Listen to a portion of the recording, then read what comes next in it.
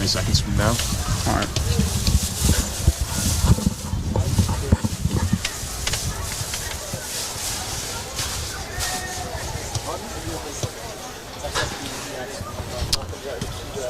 Ten.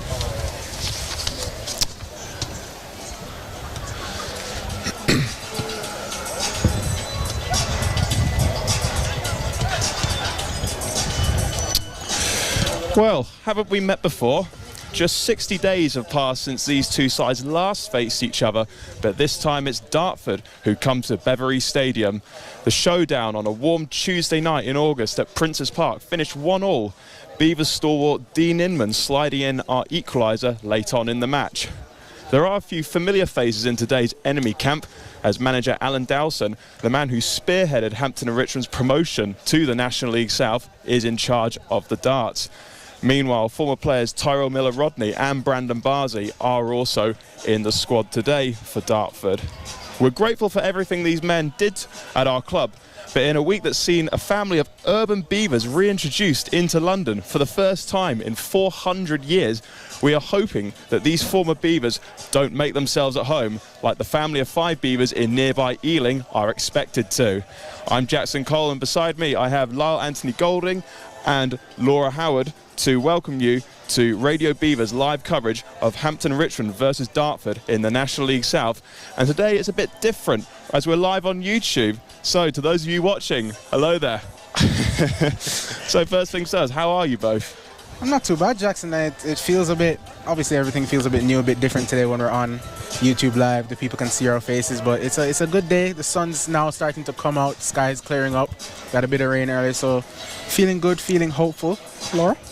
Yeah, I'm feeling good. It's good to be back at the Beverley, and yeah, as you said, the sun is starting to warm us up here now, so I'm looking forward to it.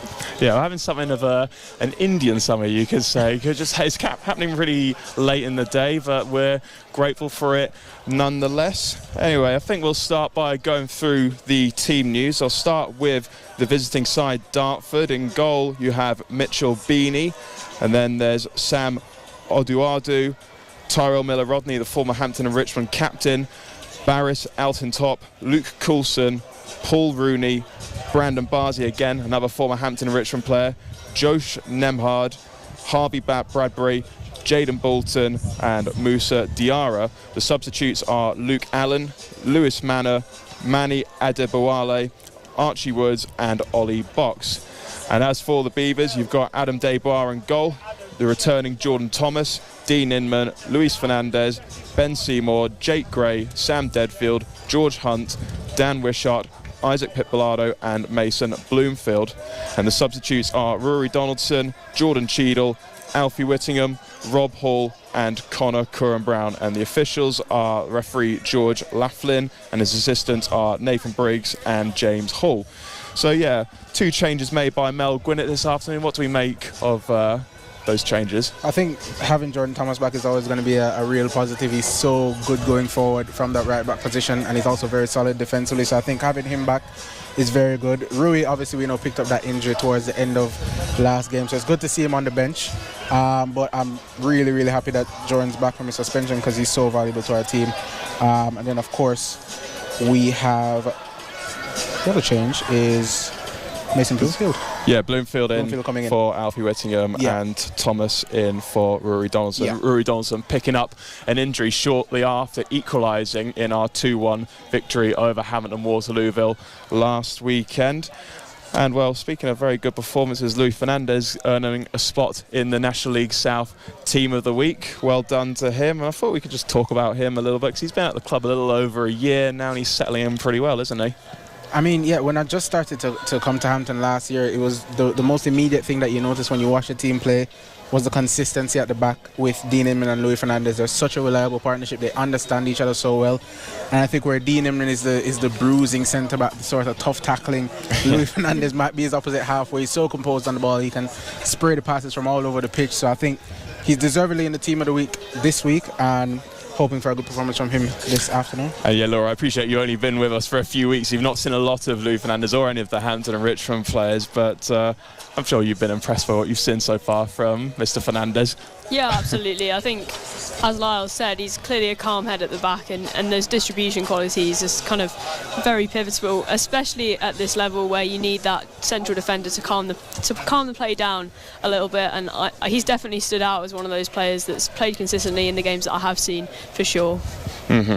Yeah, so a little under 10 minutes away from kickoff. While we wait for the teams to come out, I thought maybe we just go a bit left field. As we're on YouTube, we're going to try something different. Maybe talk about the England game last night, a 1-0 win against Australia in a friendly at Wembley. What are both of your overarching thoughts? Yeah, I'll ask Laura first. I have to admit, I didn't actually get to watch the game as my parents are down this weekend, so I had other commitments. But from looking at the team sheet, I was quite excited. I think it was a refreshing team sheet from that England side, which is nice to see, and I think it was a good game to get that rotation in. Obviously, new players getting their opportunity to impress, and we saw that with the Ollie Watkins goal. Obviously, there's now talk, is he kind of Kane's replacement or Kane's understudy? And I think that is an exciting period for England. You know, we can start to blood new players and start to see some of those come into the team that potentially offer slightly more quality, especially at the back, I think. And I mean, from a neutral perspective, obviously I'm not an England national, not an England fan, but I feel like one of the biggest criticisms I've had of Gareth Southgate was his lack of rotation at times when you have typical, what some would say are easier games. And I'm glad that a lot of these players that haven't really seen much time for England did get their run out last night. And I did watch the game. It was a fairly decent performance from England. I enjoyed the goal from Ollie Watkins. It's sort of a typical Ollie Watkins goal, kind of poaching at the back post, knocking it in. So I think that it bodes well for them going into the Italy game, and of course, you know, if they do win that game, they've officially qualified for Euro 24. So it bodes well for them in terms of their form. I believe you're right, and we have to give a mention to Trent Alexander-Arnold, a magnificent cross to Jack Grealish, which he then passed it to Ollie Watkins, who scored the goal. And of course, I'm going to praise Trent Alexander-Arnold at any opportunity as a Liverpool fan. A bit of a sort of sour point of the evening at Wembley. Jordan Henderson, when he was brought off about midway into the second half, there were some boos from the England fans at Wembley. What do we make of that? I think they have every right to express an opinion, and I don't necessarily disagree with that opinion. I think it shows either naivety or complete blatant ignorance from Gareth Southgate to kind of say in his post-match comments that he doesn't understand why he has to continually defend Henderson. You know, he's chosen to go to Saudi Arabia, having been a huge advocate, or one of the more standout advocates for the LGBT community within men's football, which is clearly needed at the moment, and he's kind of turned his back on all that and justified it, and has recently released that video supporting the Saudi leagues or Saudi football. So I think football fans have every right to do that, and I would question his place in the England starting 11 as a kind of older player and someone who's chosen to go to Saudi Arabia.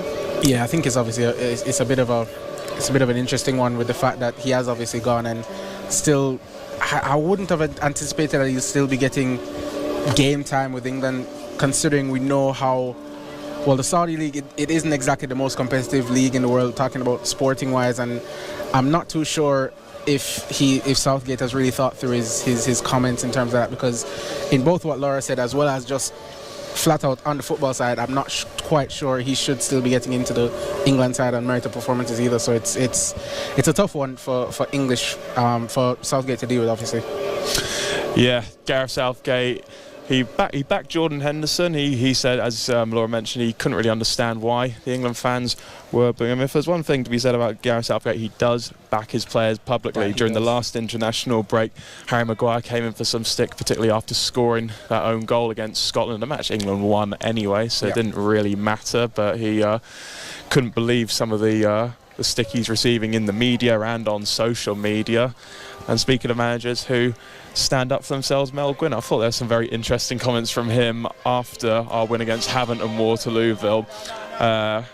Maybe there were some suggestions by, well, we don't know who, but maybe some fans that there was some of the players may not be trying as hard as they should be, but there's a bit of fire as both teams come out. Sorry, I break away a bit from my little monologue there, but that is something new introduced by our owners, Stefano and Raffaella Petruzzo. It's got a real Football League feel this afternoon. Those balls of fire being released. Yeah, obviously unfortunate that we can't point the camera to you guys at the moment, but you'll see it on the highlights package. It's quite a spectacle at the moment.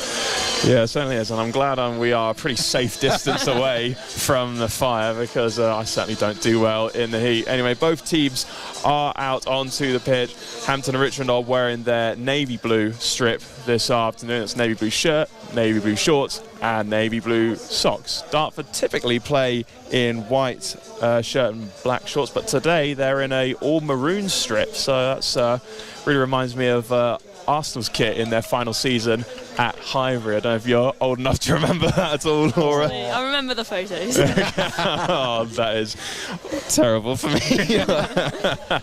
I'll remind you of the teams again. For Dartford, it's Mitchell Beanie in goal.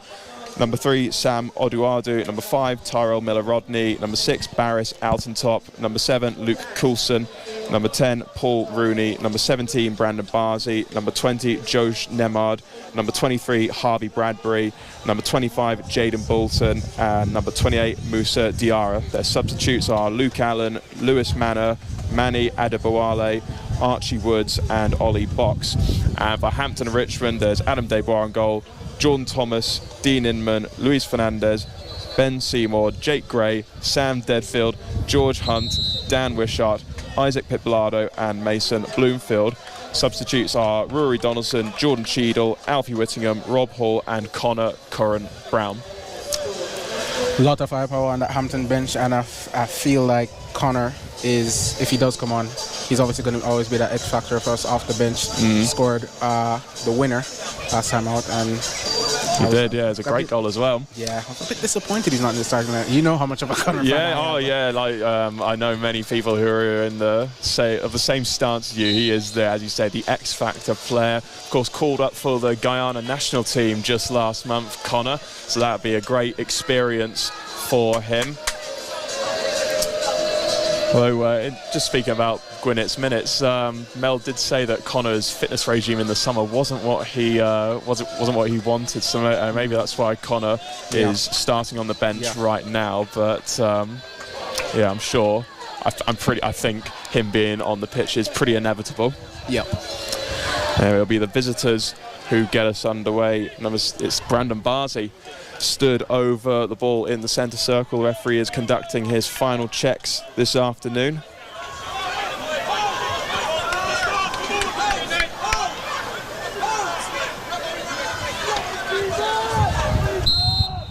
And away we go at the Bev. It's Hampton and Richmond against Dartford. A long ball played towards, well, it's met by Louis Fernandez. The ball's now with Paul Rooney, the Dartford player. He plays it back to Musa Diarra, sprays it outright.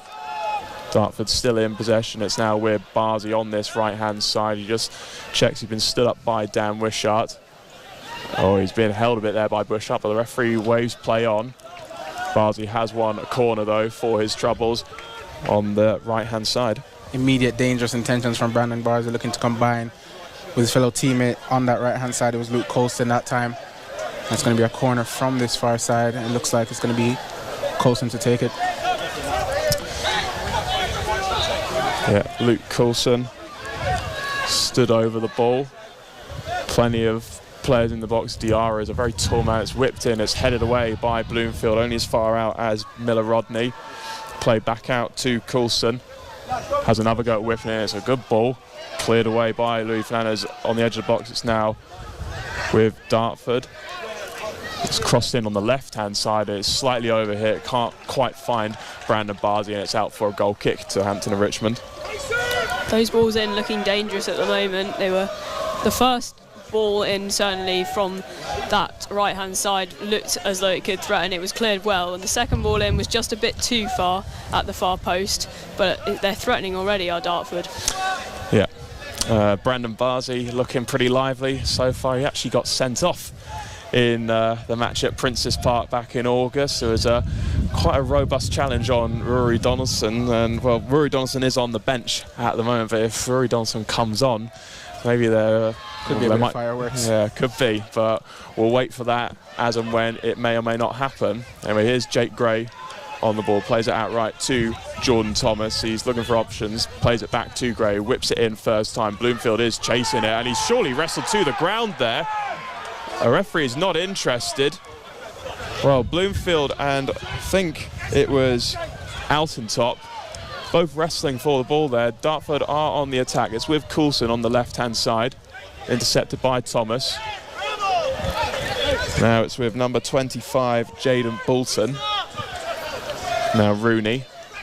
It's been held up a bit there. Oh, it's a good pull into Coulson. Plays it outright. Now it's with Miller Rodney. Does well to get away from Mason Bloomfield. Now is Coulson. Looks to nutmeg Dean Inman. Inman's wise to it, and it's another corner to Dartford. We'll just talk about that penalty appeal. I'm not too sure how the referees just immediately waved that off. It looked like the Dartford defender had both arms around Mason Bloomfield. They both went to ground. It has to be that the referee assumed that they both were equally at fault, but that's the only conceivable reason, I think, because there was for sure contact there. Referee is just having words with a group of Hampton and Richmond and Dartford players. There's the usual jostling that goes on whenever there's a set piece being taken.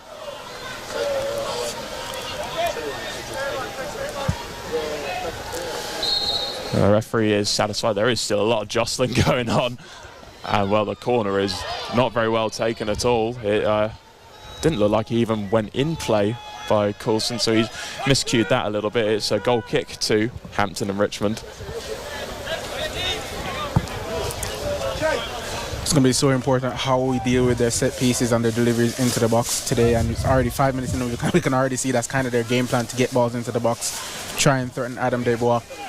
But Luis Fernandez has dealt with it pretty well so far.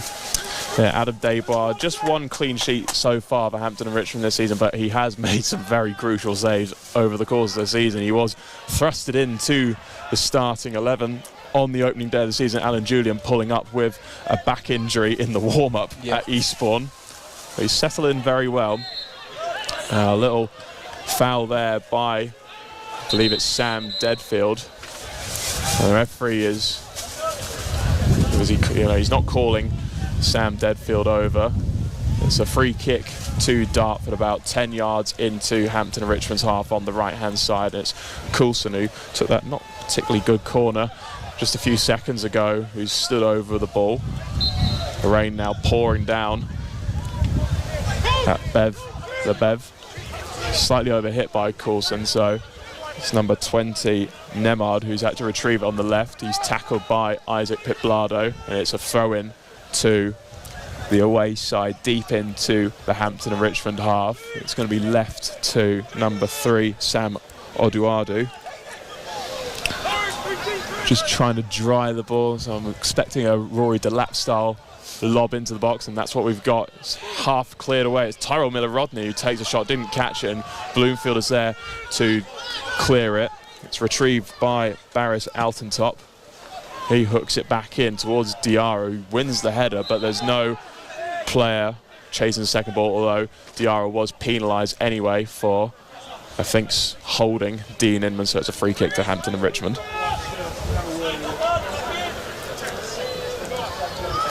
Play's been much the way of Dartford in these opening exchanges, hitting just over 5 minutes now, and we've not really seen, other than that penalty shout, any attacking opportunities from Hampton yet. I think that's absolutely right.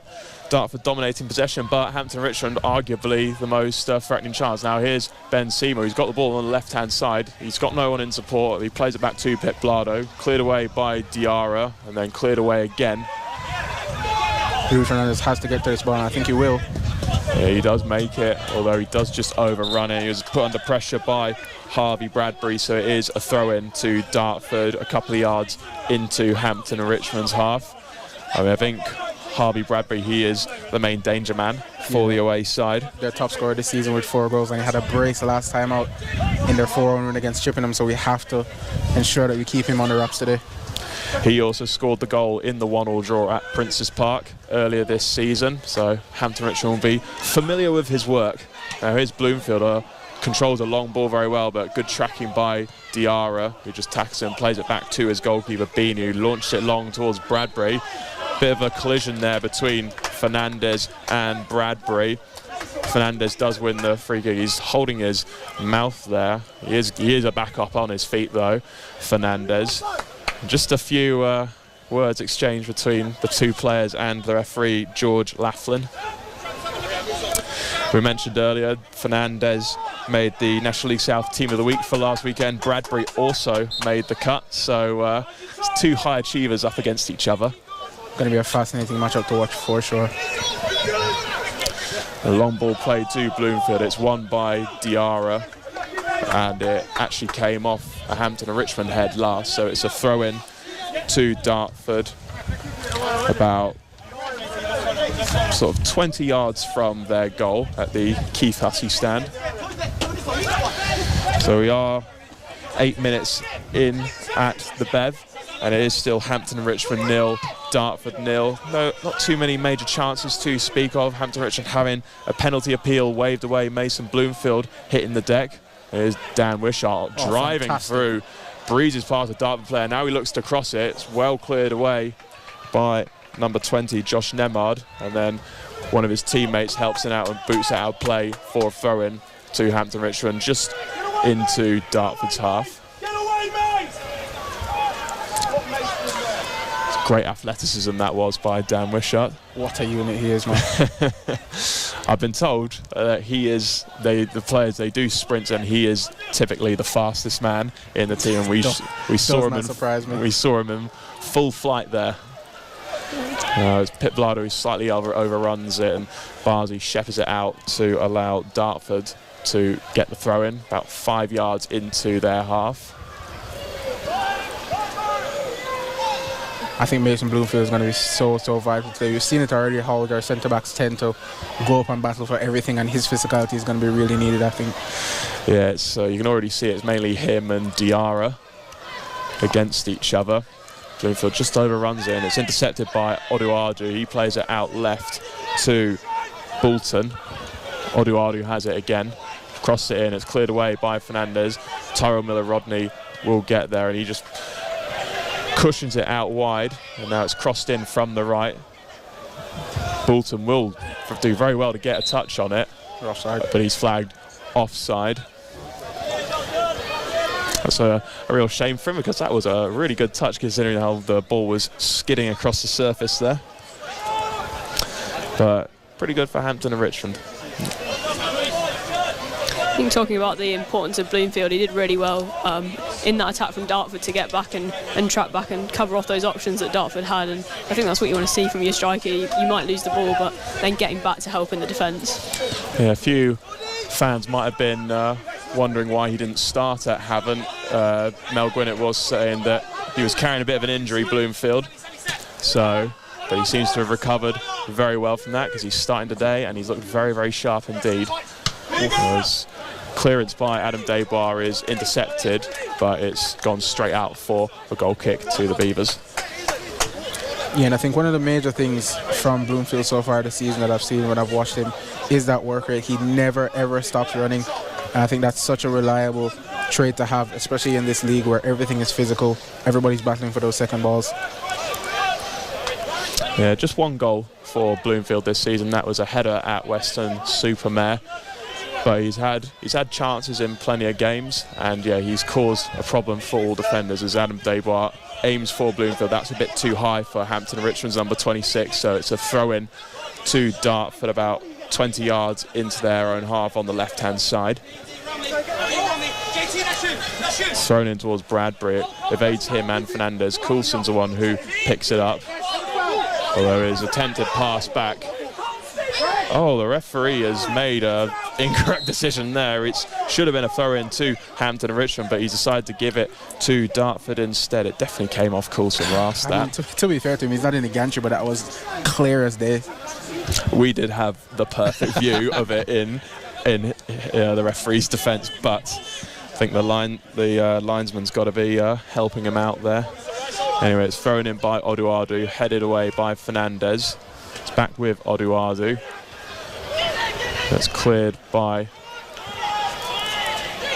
George Hunt, but the visitors have it again. Brendan Barrs, he does very well to get past Dan Wishart, but Pip Blado on the cover, sliding challenge straight out of play, and that's drawn a bit of applause from some of the younger Hampton and Richmond fans there.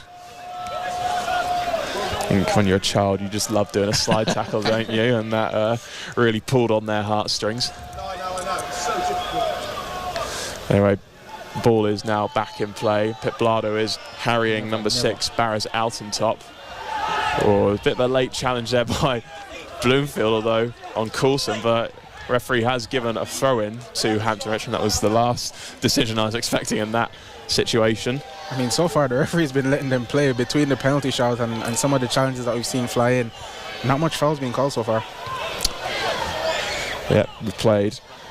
We're coming up to 13 minutes, still 0-0 between Hampton Richmond and Dartford, or a bit of a late collision between Bloomfield and number 20 Josh Nemard. And credit to both players, none of them made a fuss of that. I don't think I'd be so quick to get up after that, but I think you got to give yourself a bit more credit there, Jackson. maybe. I don't think I'd fit in. I don't think I'd be in Mel Gwinnett's plans. Anyway, ball thrown down the line. It's met by Dan Wishart. His ball is just a bit too overcooked, so it's with Mitchell Beanie, the Dartford goalkeeper. He sprays it outright to Bradbury. Dean Inman is the one who wins the header. Now Isaac Pip Blado. He was running onto the ball, but he was shoulder barged fairly by Tyrell Miller-Rodney. Now the ball is played long to Barzi. It's just a bit too far for the former Hampton and Richmond man. And I think Tyrell Miller-Rodney, he's a bit before both of your times, but trust me, he's a strong guy. I mean, yeah, to be fair, he's been everywhere so far today already. Yeah, Pip Blado just seemed to bounce off him there. Yeah, Pip Blado, he's still quite a young player. 21 years old. He was on QPR's books, but he then went on trial with Hampton Richmond in the summer, and he was very, very good in the pre-season games, and Mel Gwinnett gave him a contract, and it was well deserved. He was for sure the standout player of the trialists for Hampton Richmond in the summer. It's now a goal kick to the Beavers. All the players congregating to the left-hand side of the pitch and Desbois looks to play it in that direction. He's aiming for Bloomfield, who wins the header, and it's just a bit too far for Isaac Pip Blado. So it's a throw-in to the away side. Clear to see that Mason just is always the target of those goal kicks and those long balls. And yeah, you can always see Ben Seymour just peeling off him, assuming he's going to win the header, and flick it on. Bit of head tennis in the middle third of the pitch, and Bradbury is penalised for, I think, pulling down Dean Inman, so it's a free kick to Hampton Richmond about midway into the Hampton and Richmond half. So it'll just be taken by the goalkeeper, Desbois. One of the most underrated aspects of Dean Inman's game is winning fouls. He wins an outrageous amount. He's a very experienced player. No way. Yeah, that would look like a bit of a die there by Tyrell Miller-Rodney. Referee was wise to it, so it's just a throw-in given to Hampton Richmond, although they've lost possession now. Brandon Barley, lovely bit of skill to pass Dan Wishart on 2 separate occasions. And the ball has now gone out for goal kick. Oh, it's actually Ben Seymour was flagged offside there. That, in a nutshell, is what Brandon Barzi can do. He was injured for long periods of last season, which is why it just didn't really work out for him last season at the Bev, and it's such a shame. It was so unfortunate for him and for Hampton as well, but it's really, really good to see him playing some regular football, and hopefully he slows down a bit today, because he started like he's been shot out of a rocket. And the ball is played long. Header is met by Dean Inman, and it's Ben Seymour against Diarra. No surprises that Diarra won the header there. Bloomfield goes to help his mate out. Does enough to put Diarra off. Both teams just struggling to get the ball on the floor in this middle third of the pitch. Now ball's played long to Bradbury. Fernandez is favourite to get there and does. It's on close to the right touchline. And Thomas plays it forward. It's intercepted by Coulson. Rooney hooks it outright to number 6, Altentop. As far as we're aware, no relation to Hammett Altentop, but as far as we're aware, Paul Rooney, no relation to Wayne. No. Well, congratulations to Wayne Rooney on his new job this week. It's a good ball into Bradbury, intercepted by Fernandez. Oh, it's a bit of a late challenge there by Rooney on Sam Deadfield, it looks like. He is holding his face on the ground. He's now sat up, propped up a little bit. I'm not too sure the referee actually blew for a foul there. I think it was for the head injury. Yeah, we are going to see a drop ball. Yeah, I think referee would have been within his rights to blow for a free kick, but a drop ball it is. It's kind of done Dubois in there. Yeah, because Bradbury was right by Dubois. Anyway, Dean Inman hooks it forward to Bloomfield, who's chasing down number 20, Nemard. Nemard comes out on top and plays it long to Bradbury, but it's too far for Bradbury, so now the ball is at Luis Fernandez's feet. He plays it back to Dubois. Dubois wearing all yellow, as he has been all season. He plays it out left to Peblado. Looked a bit like Superman as he dived to head it back into play, but didn't find a Hampton and Richmond teammate, so Dartford have the ball back. It's with Oduadu on the left-hand side now. Number 25, Bolton, has it. He looks to cross it in with the left foot. It's a good cross, but it is too high for Barzi. Now Tyrell Miller-Rodney looks to recycle the attack. Barris Altentop crosses it in on this right-hand side. Oh, and it's a header met by Jaden Bolton. I think he might have been put off by Jordan Thomas, who didn't really catch a header, but that was a half chance there for the away side. 100%, because he peeled off at that far post. And in the end, it turned out to be sort of a free header, but like you said, Jordan Thomas jumping for the clearance didn't quite get there. I think it might have took the slightest nick off Jordan's head, and it put off the attacker just enough for him to scuff his header and eventually go wide. But Dartford have had the better of these opening stages so far. Ball is now back in play. Bloomfield winning the header, but the ball just rebounded off Pep Blado, so it's out for a throw-in to Dartford on the right-hand side, about 15 yards into their own half. So yeah, we are approaching the 20-minute mark. Still Hampton and Richmond 0, Dartford 0. Again, not a lot of chances to speak of, although Dartford are looking to create one. It's Bradbury on the right-hand side, and it's kept in by Dan Wishart, but there was no Hampton Richmond teammate nearby, but Hampton Richmond have snuffed out the danger. The away side have won it back again. It's now with Barzi on the right-hand side. He crosses it in early, cleared away by Thomas. Now it's Rooney, about 25 yards away from goal. He's just held up there by Bloomfield, so he's played it back to Miller-Rodney, and he plays it even further back to Nemard. Now it's with Musa Diarra on the left side now, with Coulson, and he clips it across goal, or well, across the halfway line. It's now with Altentop, who just clips it, looking for Coulson, but it's intercepted by Dean Inman, but Inman with a very no-nonsense clearance didn't get quite the distance he would have liked on that, and we are going to have our first new ball of the afternoon, and that will not be the first time we talk about that. Guaranteed. If you're into your betting, bet on that.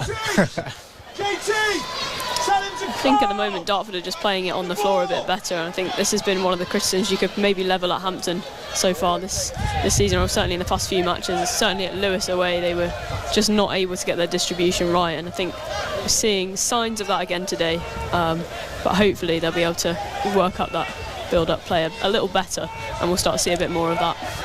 Yeah, we don't have possession stats at our mercy in National League South, but I would imagine it would be something like 60-40 in favour of Dartford.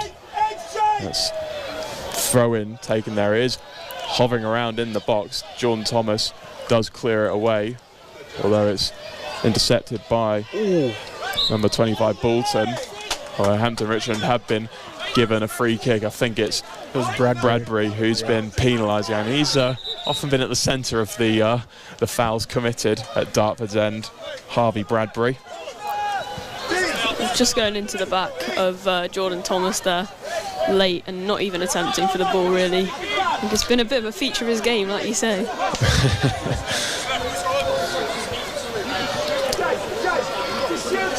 He's a dangerous player in more than one sense, it seems. He knows where the goal is, and he's also maybe a bit of a physical danger as well. Anyway, play does resume with Desbois pumping it long to Bloomfield, who chests it down and tries to play it to Gray, but he just overcooked that pass. But Gray now has it on the right-hand side, looks to cross it in. It's Ben Seymour. He can work a shot in. He instead tries to cross it. It's intercepted by Diarra, but that was good play by Hampton Richmond, who now have a corner. Yeah, it looked like some of the best play we've seen in that box, and the Dartford box from Hampton certainly looked more dangerous, and Seymour getting on the end of that really quick with his footwork and winning the corner there for Hampton. Yeah, corner to Hampton Richmond on the right-hand side. It'll be Sam Deadfield who whips it in.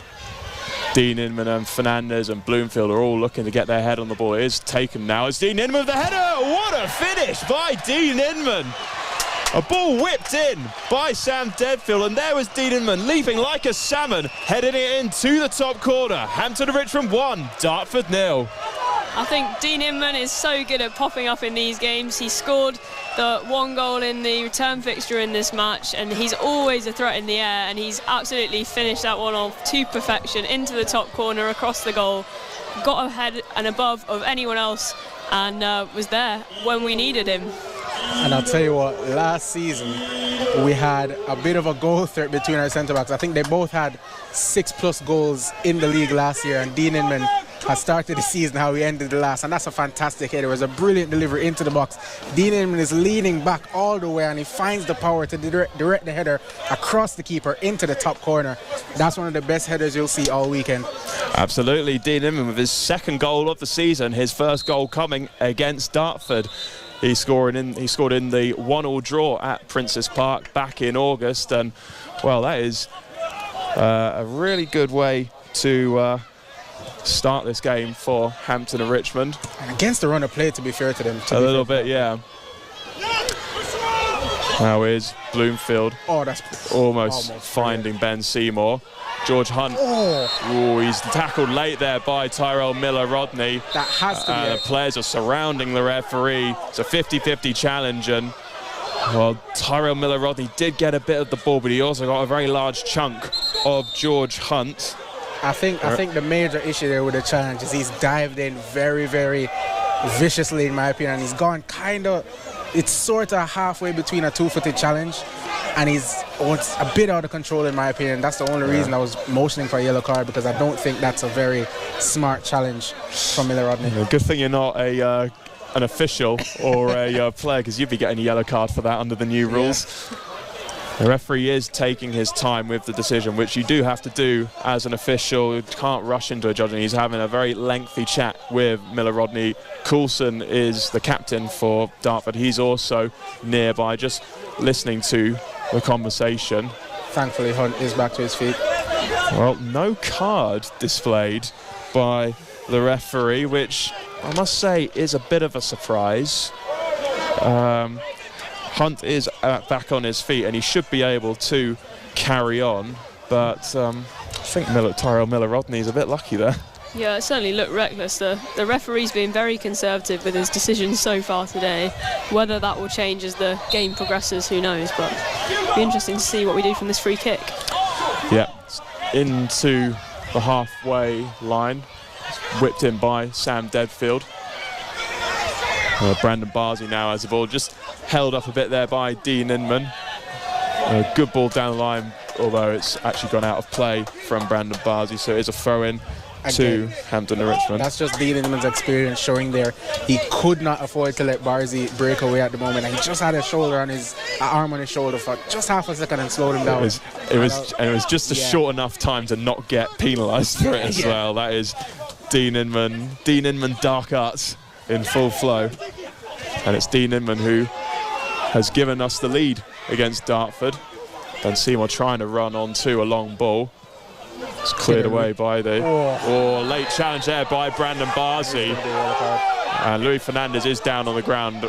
Physio Dylan Hall immediately being called onto the pitch. I think he is waiting though. Referee has gone into his notebook. Brandon Barzy, who I mentioned, got sent off in the reverse fixture this season. It's not looking too good for Brandon at the moment, and he's going to have to be careful. Certainly going a good way about doing a repeat of that. Yes, I think so. Yeah, and the yellow card has been dished out to Brandon Barzy. It was just a bit of a late one, wasn't it? It was. He might argue, oh, it's a 50-50 ball. I think it was more 80-20 in Fernandez's favour. Fernandez got there, and then the clash came in. Yeah. Referee and his assistant having a word with each other. I think the assistant might be pointing towards Hampton and Richmond's bench. And there is going to be a card brandish. Just trying to make... Yeah, can't quite see who it is. And it's going to be a yellow card brandish to Hampton's bench. Yeah, we can't see who exactly it was. It's not Mel Gwinnett, but it might be one of his staff members, but we'll try and find out who that was that got booked. If you want my bet on it, it's probably Big Steve. Yeah, Steve Bates. He's always got something to say. Anyway, play does go on. Bloomfield winning the header unopposed. Get there. Oof. Jordan Thomas winning a 50-50 against Bolton. Deadfield challenged there by Barzy. Barzy has got to be quite careful now. Oh, and as Barzy's doing very well, he's rigged away from two Hampton Richmond players. Now he's got past Dean Inman. He is in space. Played it to Coulson. Coulson can take the shot, and it's well saved by Adam Daybar. Didn't quite catch it as he would have wanted, Coulson, but we saw the bad side of Brandon Barzy a minute ago. We saw the very good side of him just there.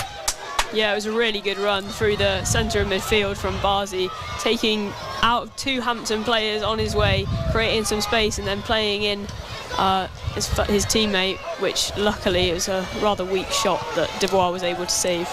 Yeah, it was a very tight angle for Coulson, so it would have taken something pretty special to beat Desbois from there. It's just another reminder for Hampton and Richmond that it's only one goal in it. And it was a very dangerous counter-attack because Barzy had players left and right. He did have number 25 as well, Bolton on his left, who he could have played in, but yeah, it was a really, really threatening attack there. The away side have a free kick. It's out on top. He takes it short. It's with Tyrell Miller-Rodney out to Barzy on the right-hand side. He's been stood up by Jake Gray. Overhit cross though, and that's gone out for a throw-in to Hampton and Richmond on the right-hand side. Seems to be a bit of a theme of Dartford's game that they do good work to get it up the pitch, but that final ball or that final pass into the dangerous areas just isn't coming off. I think that's what we saw with Barzy in that pass selection and here with that cross. Yeah, Barzy, he went past it out to his right, but he could have gone left, and I think it was Bolton on his left who would have been completely unmarked. So as good as Barzy did there, perhaps he could have chosen a different pass. Anyway, Hampton and Richmond have themselves a free kick about 15 yards into their half. It's Louis Fernandez who's stood over the ball, and it looks like he's going to play it long, and he does. Aiming for Ben Seymour this time. It is a bit overhit, so it's just drifted out of play for a goal kick. I think the combination of our two forward players, Bloomfield and Seymour, is going to be so important. We've seen it so far in this game where you've said earlier that Seymour just looks to peel off and play off of Bloomfield, and it's been a really, really good relationship thus far. The corner that led to the goal, Seymour won it, and he was looking for Bloomfield, who was sort of played in behind. So those two are going to be extremely important for us going forward, as it was almost threatening there for Dartford. Yeah, it's a header flicked on. Fernandez not winning it, but Bradbury, fortunately for Hampton Richmond, wasn't able to control the ball with his feet, so it's just gone straight to Desbois. Yeah, Ben Seymour scored 2 goals for Hampton Richmond, which makes him our joint top scorer this season, along with Conor Curran-Brown and Rory Donaldson. In fact, Seymour scoring the winner in our first home win of the season on that Tuesday night against Weymouth. A lovely penalty with a couple of minutes of the 90 to go on a night when the floodlights broke on 2 separate occasions. But we won't be needing the floodlights this afternoon as the sun is beating down on the pitch at the Bev. Now it's with Coulson. Tyrell Miller-Rodney recycles it. It's Brandon Bardi inside the box, and there is a penalty appeal. Don't think a lot of the Dartford players believed in it, and Bardi just overran it straight out for a goal kick. I think it was more tripping over himself there. He was going at high pace. Whether there was a little nick, I'm not sure. There was certainly a Hampton player close to him, but I think mainly just a trip up over his own feet at the pace he was going there. There have been one or two surprising decisions by the referee, but that would have shocked me a lot if Dartford got given the penalty. If I saw Dan Wishart running me down over my shoulder, I might trip over myself as well. Anyway, Hampton and Richmond have got themselves a free kick. It's number 20, Josh Nemard, who's been penalised there. This is a good position for Hampton and Richmond. It's about, 40 yards from goal, so it's slightly to the left, but we do have the likes of Jake Gray and Sam Deadfield who can whip the ball in to dangerous areas. Just on 33 minutes, Hampton and Richmond 1, Dartford 0 is the score. It's a goal by Dean Inman on 24 minutes. A brilliant header by our centre-back following a corner taken from the right. And Dean Inman is looking menacing on the edge of Dartford's box. He is being marked by Rooney. It's Deadfield who gestures, and it's him who whips the ball in. It is a good ball. Headed away though by Oduadu. It's out for a throw-in to Hampton Richmond about midway into the Dartford half. Jordan Thomas throws it back to George Hunt, who thankfully looks like he's shaken off that firm challenge by Tyrell Miller-Rodney earlier in the match. Oh, lovely bit of skill from Rooney to get away. And he plays out left to Bolton, but it's a crunching challenge by Fernandez, a fair one, and it's gone out for a throw-in to Dartford.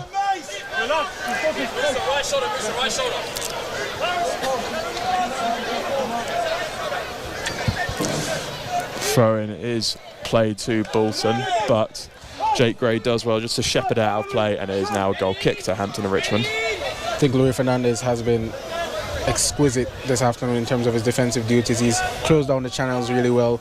In terms of his aerial battles, he's won those comfortably as well. So I think so far in this game, Louis showing why he was voted Team of the Week. Yeah, seems he's got a spring in his step after that little confidence booster. Desbois just taking the goal kick. A few young Dartford fans doing the chant you do at goalkeepers, taking their goal kicks, which we can't say live on YouTube. Jake Gray doing well to win a 50-50 ball. Now John Thomas can run into space on this right-hand side. He's held up a bit by Bolton. Now Fernandez clips it long towards Ben Seymour, headed away by Oduadu. Now it's with Sam Deadfield.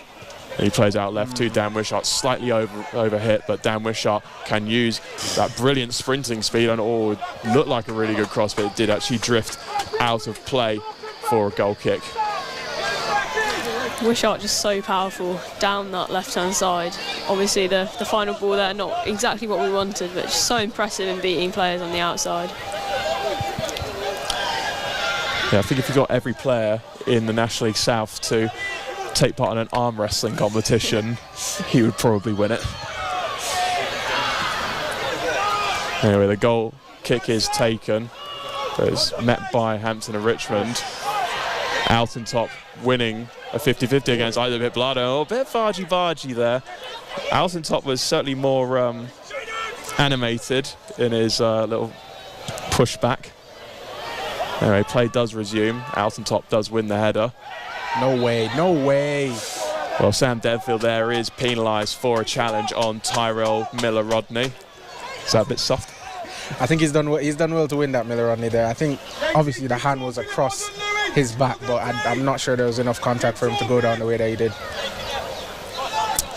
But anyway, free kick to Dartford about 15 yards into their own half, and it'll be taken by their goalkeeper, Beanie.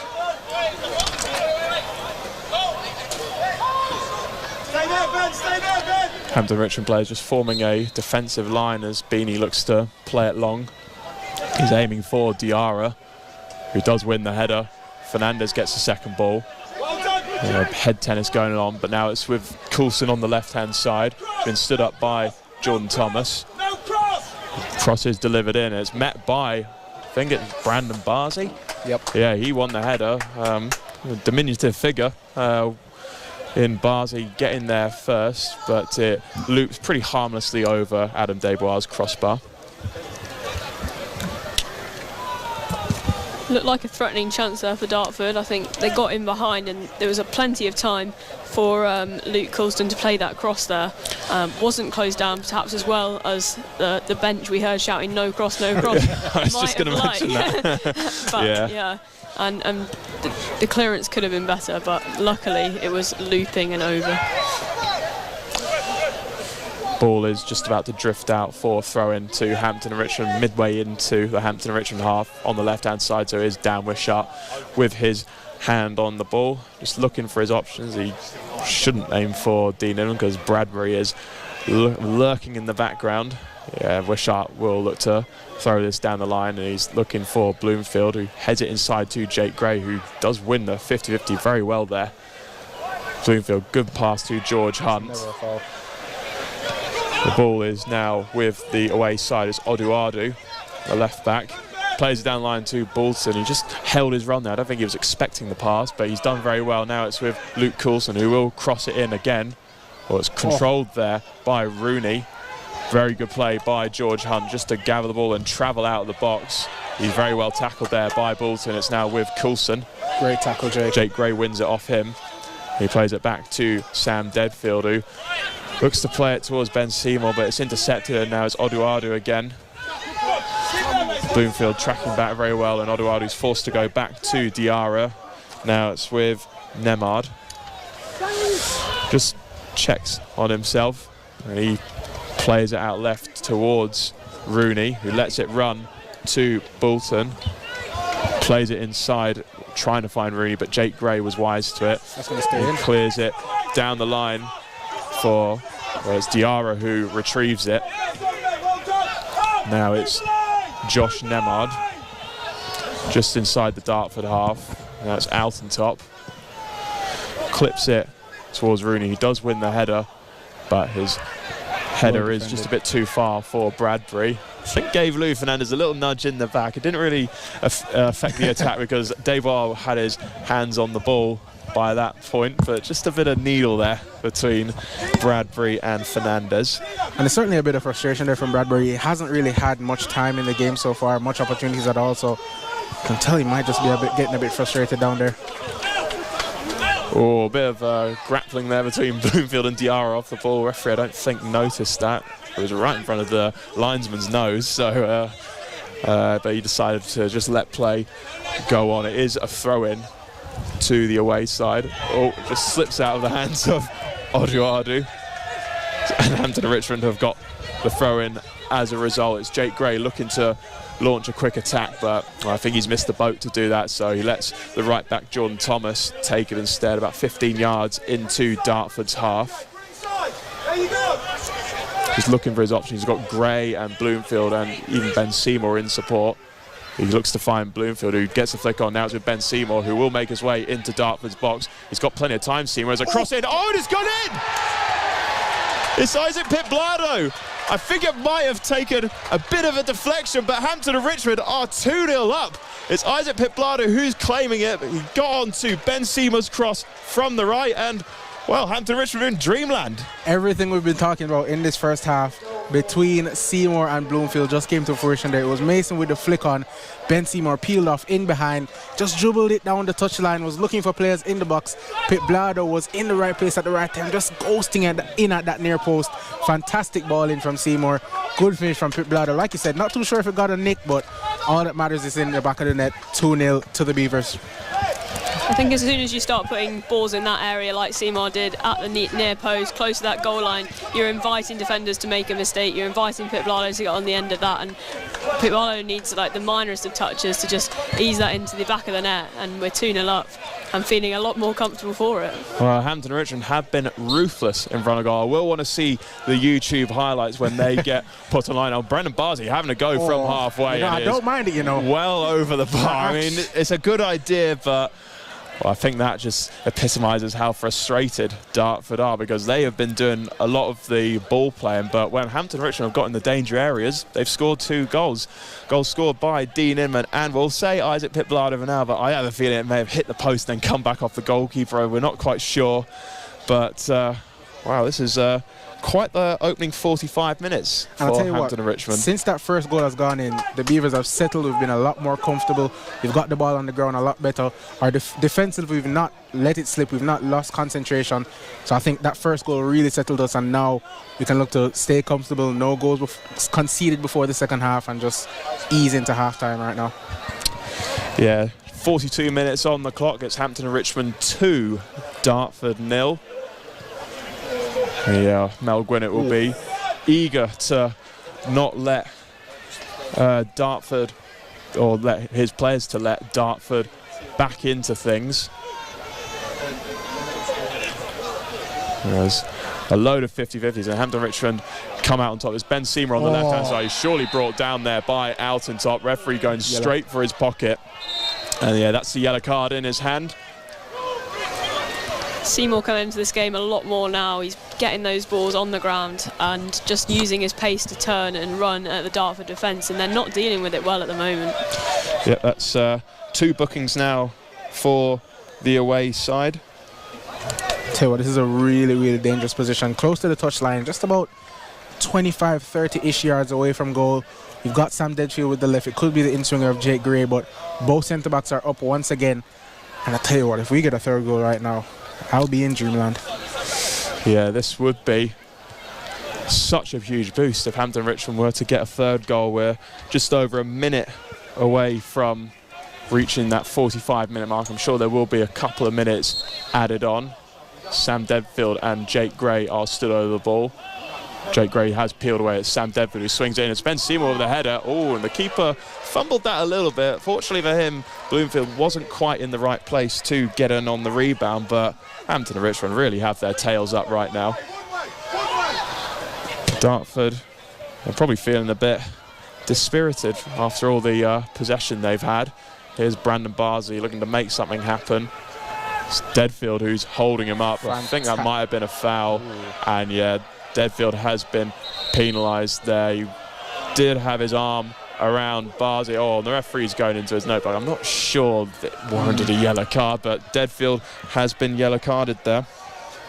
Certainly feels harsh for the standards of yellow cards we've seen required previously in the match to get one for that, but he's clearly grown into the game, the referee. Yeah. Might be as much for his protestations as it was for the actual challenge, because it just looked like a bit of a argy-bargy between the two players, so I'm not sure. This is a very dangerous free kick right on the edge of the box. So we have reached the 45-minute mark. Still don't know if there's any added time, but this could be, this is likely to be the last chance of this half. It's Coulson who's stood over the ball about 20 yards away from goal, whips it in on this right-hand side.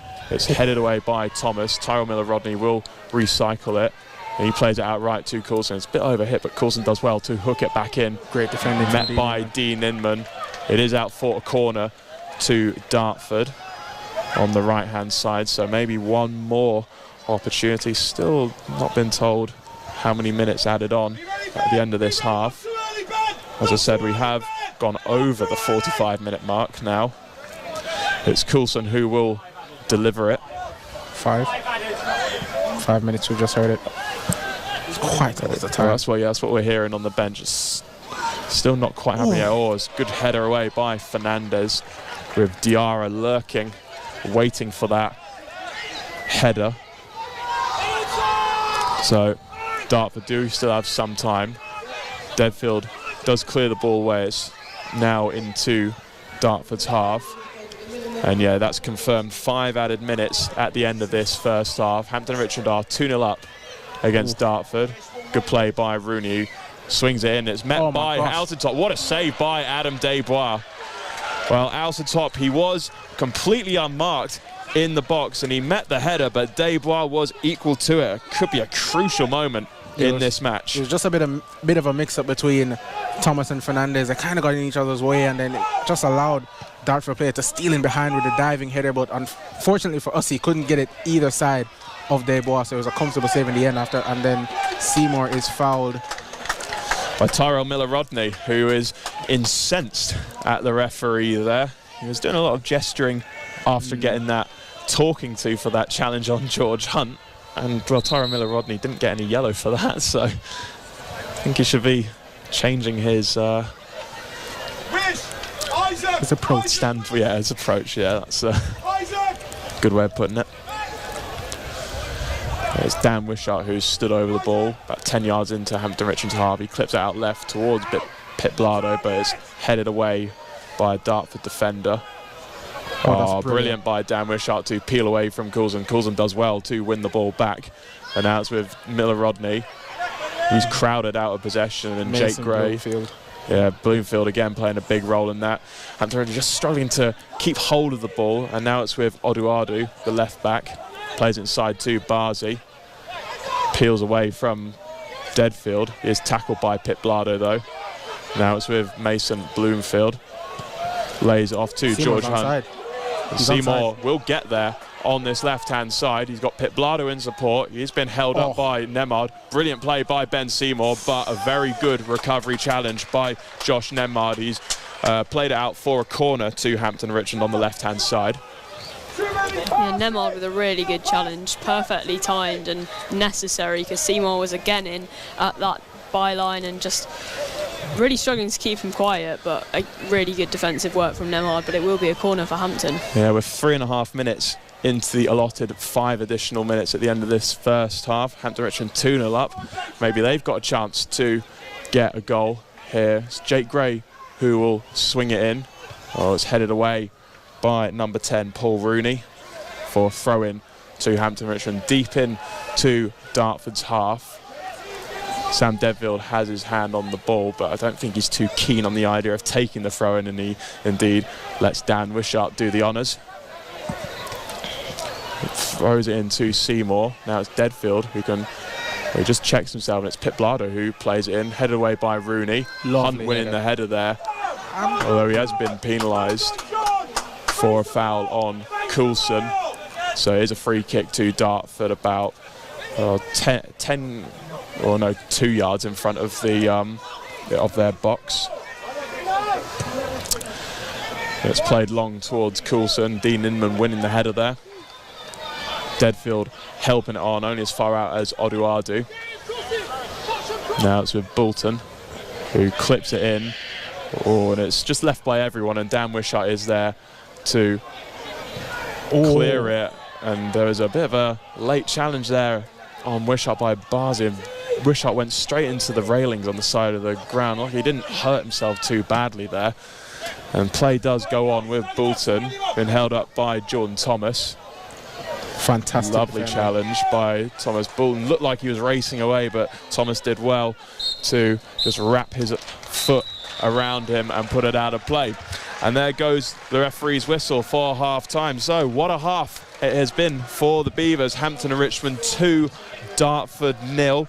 The first goal of the afternoon scored by Dean Ninman. A lovely header across goal from a corner on the right, taken by Sam Deadfield into the top corner. That was on 23 minutes. A bit against the run of play, because Hampton Richmond didn't really have many opportunities to speak of beforehand, and Dartford were pretty dominant in possession. And then the game got a bit feisty. Tyrell Miller-Rodney with a firm challenge on George Hunt, going unpunished, apart from being given a free kick against him.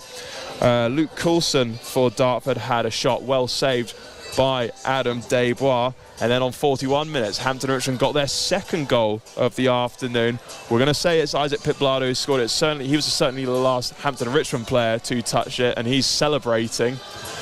But it may have come off maybe one or two Dartford players on its way into the net. It was good work by Bloomfield and Ben Seymour. Seymour crossing the ball in on the right-hand side, and there was Pit Blado. And then just before half-time, Dartford coming very, very close. It was Barris Alsentop with a header, but it was brilliantly saved by Adam Desbois.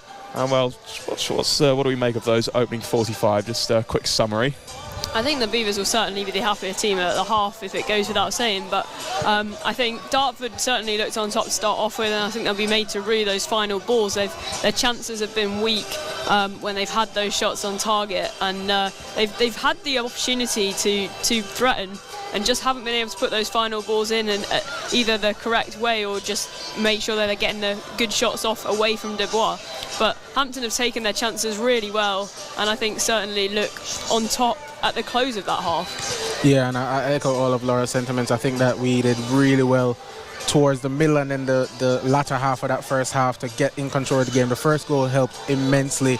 Dean Inman, what a header that was for that goal. And I think that Mel Gwinnett will be pleased with how the first 45 has gone. And I think most importantly for him is the way that we defended in that first half. I think Dean Inman and Louis Fernandez did fantastically well to marshal that back line. Jordan Thomas has been fantastic. All the defenders, to be fair, because Dan Wishart has been good as well, dealing with the very, very dangerous Brandon Barger. So I think overall, both taking our chances and the way that we've defended, I couldn't ask for more from that first half. Yeah, it's been a pretty perfect performance so far by Hampton and Richmond. I can see, Lyle, you've got your FOTMob app up and running. Should we have a look at the scores on the doors across the National League South? To be fair, there's only two. Yeah, well, lots of teams will be playing in the FA Cup. Yeah. We were supposed to have Braintree today at the Bev, but because Braintree are still in the FA Cup, this game got rearranged. Yep. So the only two games in play at the moment: Weymouth are at home to Tonbridge Angels. Tonbridge are leading 1-0 at halftime. Sean Shields with the goal there, and then the other game is between Farnborough and St Albans City, whereas Farnborough are leading by 2-1 at half-time. So just the three games in the National League South this weekend. We'll take you through the FA Cup, but trying to sort through that at the moment would be a bit of a task. So yeah, I think we'll wait for full time for that. We're going to have a little bit of a break, and yeah, you should have a little bit of a break too, because it's been quite the first half at the Beverley Stadium. It's Hampton and Richmond 2, Dartford 0.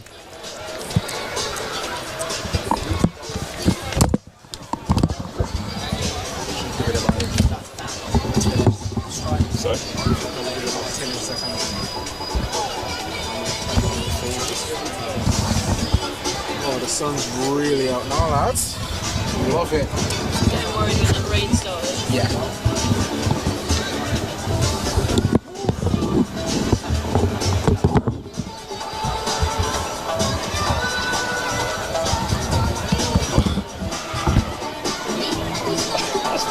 Such a good half. We've not played amazingly, but yeah. It's just been as good as it can be defensively, and then taking your chances, which is a manager's dream, to be honest.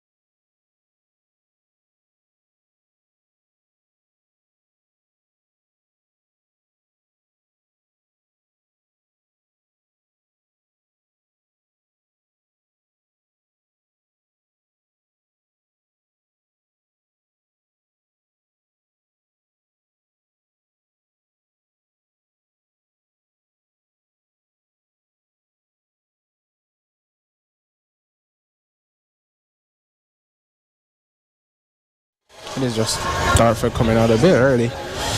Manager might have gotten into him. Yeah, well, welcome back to Radio Beavers coverage of this National League South fixture, Hampton and Richmond against Dartford. And well, it's very good news if you're of a Hampton and Richmond persuasion, because they are 2 goals to the good at half-time. The goals being scored by Dean Inman and Isaac Pitt-Blado. Hampton and Richmond looking very solid in defence, giving Dartford very little to go off in the first half, and they've been so clinical in this first half. There are only 2 major opportunities to speak of. They've scored. We went over the first half, and Hampton Richmond players, I know exactly what you're going to say, Lyle. The Hampton Richmond players have just made their way onto the pitch, and they've changed kits at half-time.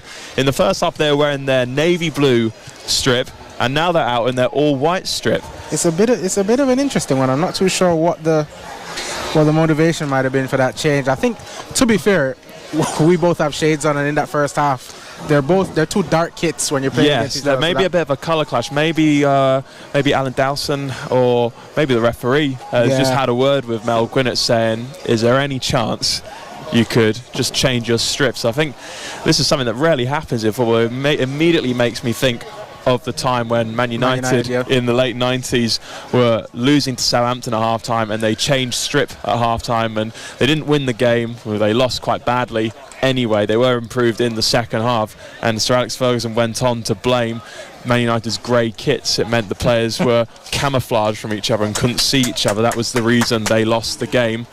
A couple of changes. Looks like it's going to be for Dartford to start the second half as well. No, it's just Dartford changes. So it's going to be number 16, Archie Woods, and number 11, Lewis Manor, who are coming on. And it's Jaden Bolton who's come off. Didn't see who else has come off. We'll work that out for you. The bright side is all 3 of our kits this season are sensational. They certainly are, and if you've not got your hands on one of them, I highly recommend you go to the club shop at the Bev. And while you're tuned in, make sure to subscribe to the Hampton Richmond YouTube channel. Yeah, you can see us in action, and we're underway at the start of the second half. So Dean Inman playing a ball out left, which has drifted out of play for a throw-in to Dartford. Don't taken long, but it comes to Sam Deadfield. Does fantastically well to get it to Pitt-Blado. It's played down the line towards Bloomfield, and it's just put out of play by Josh Nemard. Ball boy's just done in Dan Wishart a bit there.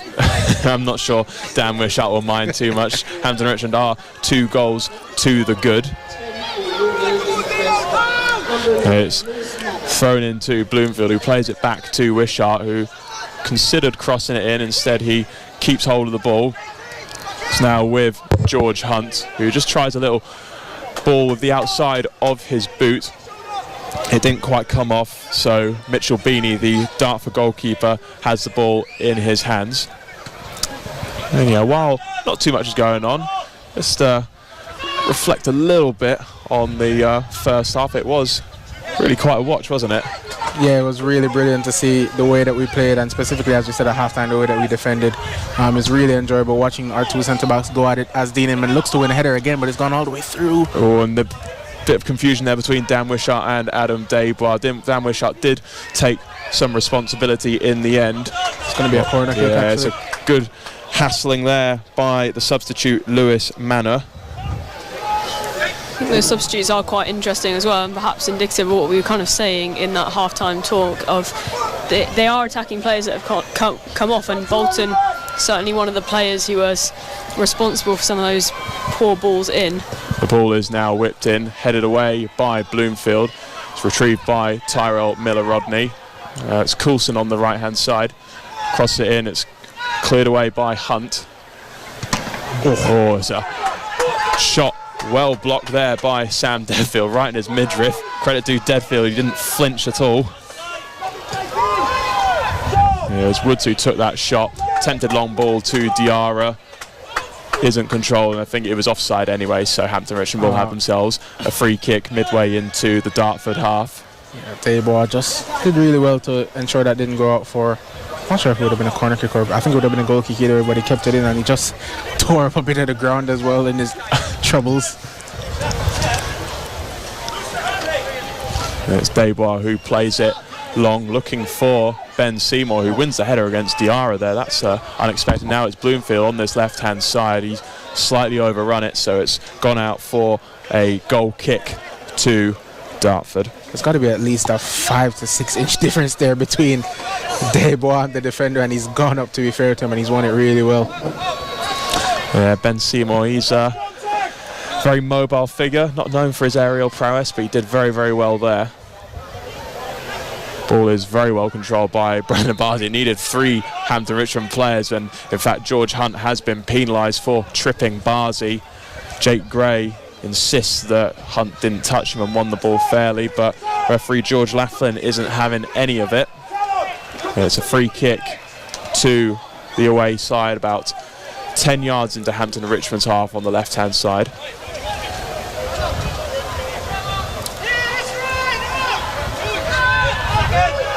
It's Coulson who clips it inside, looking for number 11, Manor. Dean Inman boots the ball away, out for a throw-in to Dartford, just about 20 yards into Dartford's half. A free kick, not really coming to anything. And his opening 4 or so minutes of the second half has started pretty similarly to the way that the first half started, with Dartford looking to push the envelope, looking to get on the front foot, but we're defending very resolutely at the moment.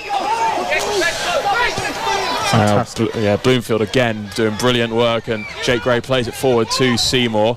Pip Blado, credit to him, his closing down the goalkeeper, who's forced to play it long first time. It's Barsey. Bit of contact there by Deadfield, but the referee allows play to go on. It's a throw-in to Hampton and Richmond. Is Bloomfield, brilliant play again to play it to Pip Blado. Now it's with Seymour. He's got options. And he's just caught in two minds, I think. I think he wanted to take the shot, but knew the pass on to Jake Gray on the right was the better option, and then he just didn't quite do what he wanted to do. It's a lovely flick-on header there for Dartford. Coulson on the left-hand side is being jockeyed by Gray. It's good ball to Oduadu. The ball is looping high in the air. And offside. Was an offside given against Lewis Manor. Well, that was a bit of a scary moment there. Heart and mouth stuff.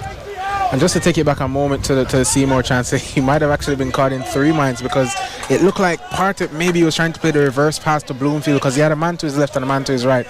Bloomfield was peeling off of the centre back, and then obviously Jake Gray further, but he ended up just kind of scuffing his pass to going into the arms of the keeper. So unfortunate there for Ben.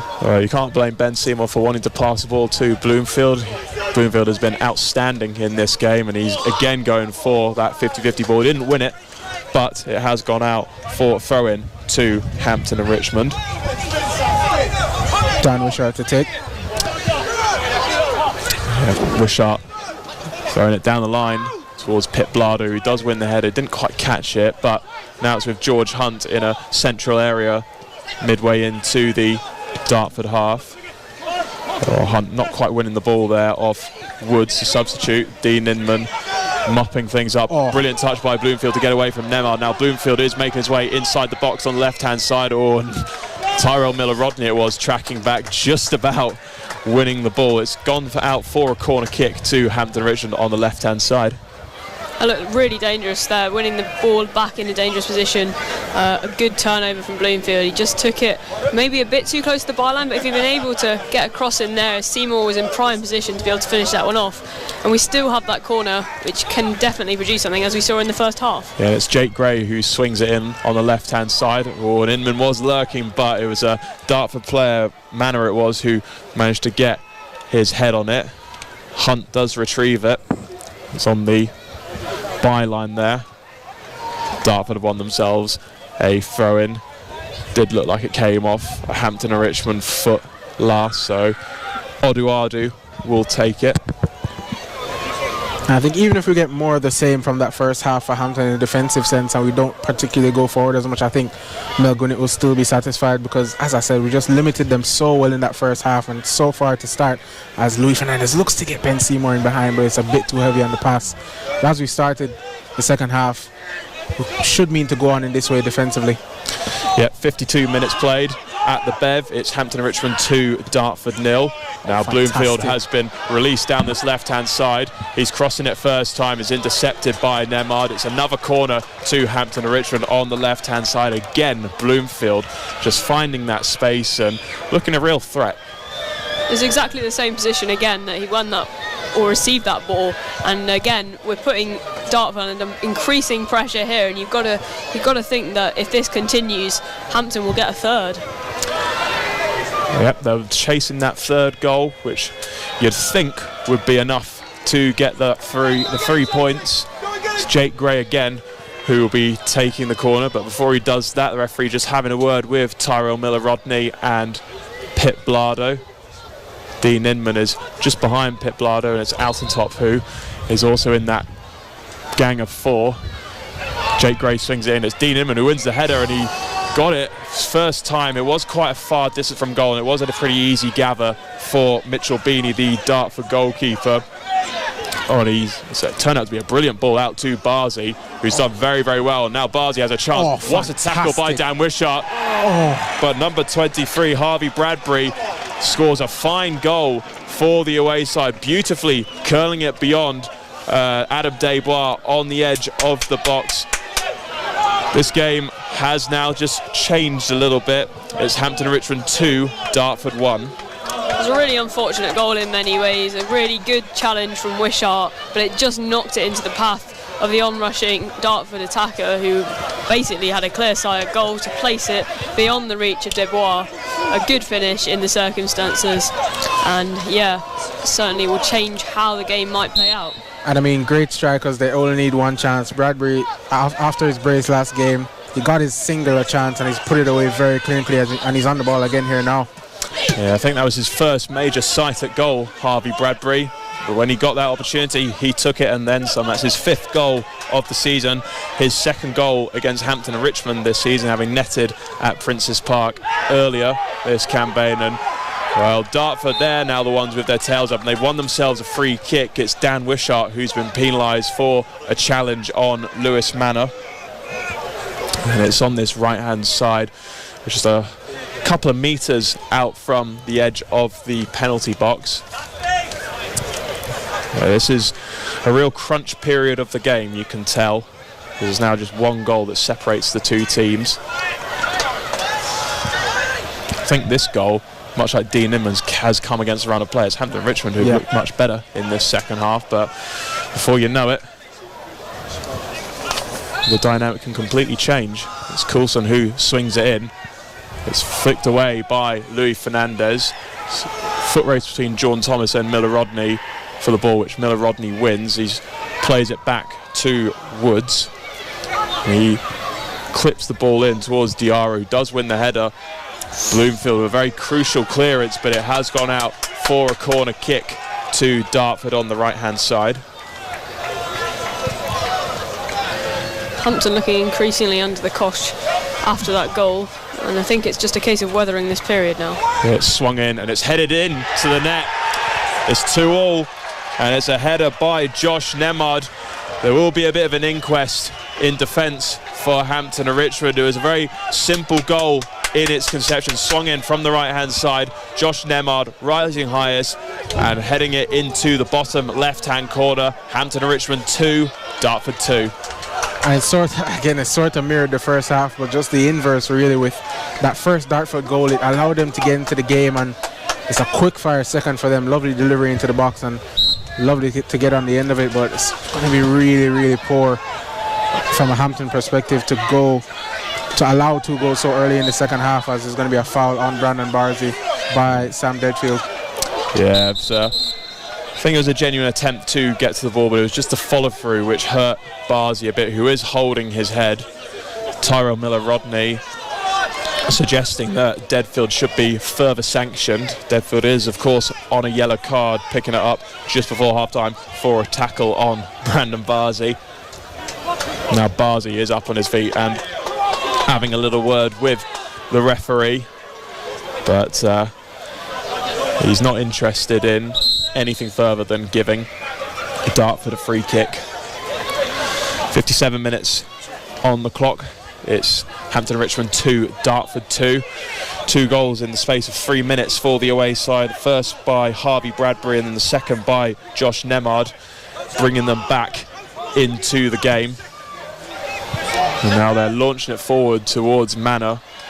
It should be cleared away by Fernandez. A bit of indecision at the back, and it was a effort on the volley. It bobbled quite it almost trickled into towards the goal, and Desbois eventually got there and gathered it. But the way the game's going, you wouldn't have been surprised if that just flew in. A bit of confusion there between Jordan Thomas and another defender from Hampton. Not taking that clearance and not just being decisive in the box. And in the box in that scenario, you can't be faffing about with choosing who's going to pass it out. And I think that's been the case for the past 2 goals. We've not been good enough at the back, and I don't think Gwinnett's going to be happy to go from 2-0 up to 2-2 at home. Not at all. Dartford on the attack again. It's Coulson who tries to play it through to Bradbury. It's now with Brandon Barzy, and there's Altentop. Well, his cross is deep and it goes straight out of play. A bit of afters between Fernandez and Bradbury inside the box. That's not the first time we've seen that this afternoon. It is a goal kick to Hampton and Richmond. And it looks like we've not gotten the ball back from those Dartford fans. Yeah, it was a bit, and now they choose to give it back. I don't know why they've done that, because Dartford, they're the ones who are looking the more likely team to score at the moment. That could just disrupt it a little bit. But anyway, Adam Desbois is going to take the goal kick. And he plays it to Seymour. Bloomfield winning the ball there. Oduadu doing very, very well, and he's actually won a throw-in for his troubles in attempting to tackle him. Jake Gray just overran the ball. So it's a throw-in deep into Dartford's half on the left-hand side.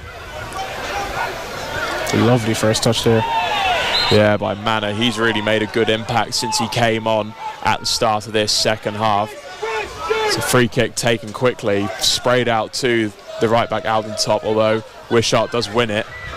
He does very, very well to get past Altentop and Barzy. Now Deadfield has the ball. Lovely flick by George Hunt. Jake Gray returns it to him. And then Hunt's attempted ball down the line just didn't quite get the contact he wanted, and it's gone out for a throw-in. Maybe it just calls for a bit more composure in that sense. The first bit was lovely to get out of that initial pressure, but when you're on the ball there, if there's not a pass on you, surely you just got to maintain possession as against giving it right back. But to be fair to Hampton, they've won it back almost immediately, and it's Bloomfield across to take this through. Yeah, he lets Jordan Thomas do the honours this time as the right back of this team. Thomas throws it to Bloomfield. It's headed out of play, so Thomas will do it again, just about 15 yards further up the pitch this time. He plays it to George Hunt. Oh, lovely nutmeg. Now Thomas.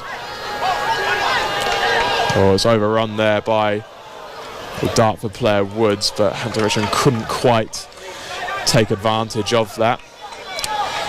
Feels like we didn't see a lot of George Hunt until that challenge on him by Tyrell Miller-Rodney, and ever since he's given a good account of himself, making his popping up all over the shop. Yeah, second successive start for Hunt, one of our many summer signings this season. Ben Seymour is looking to chase down what in the end proved to be a lost cause. It's just drifted out of play for a goal kick to Dartford.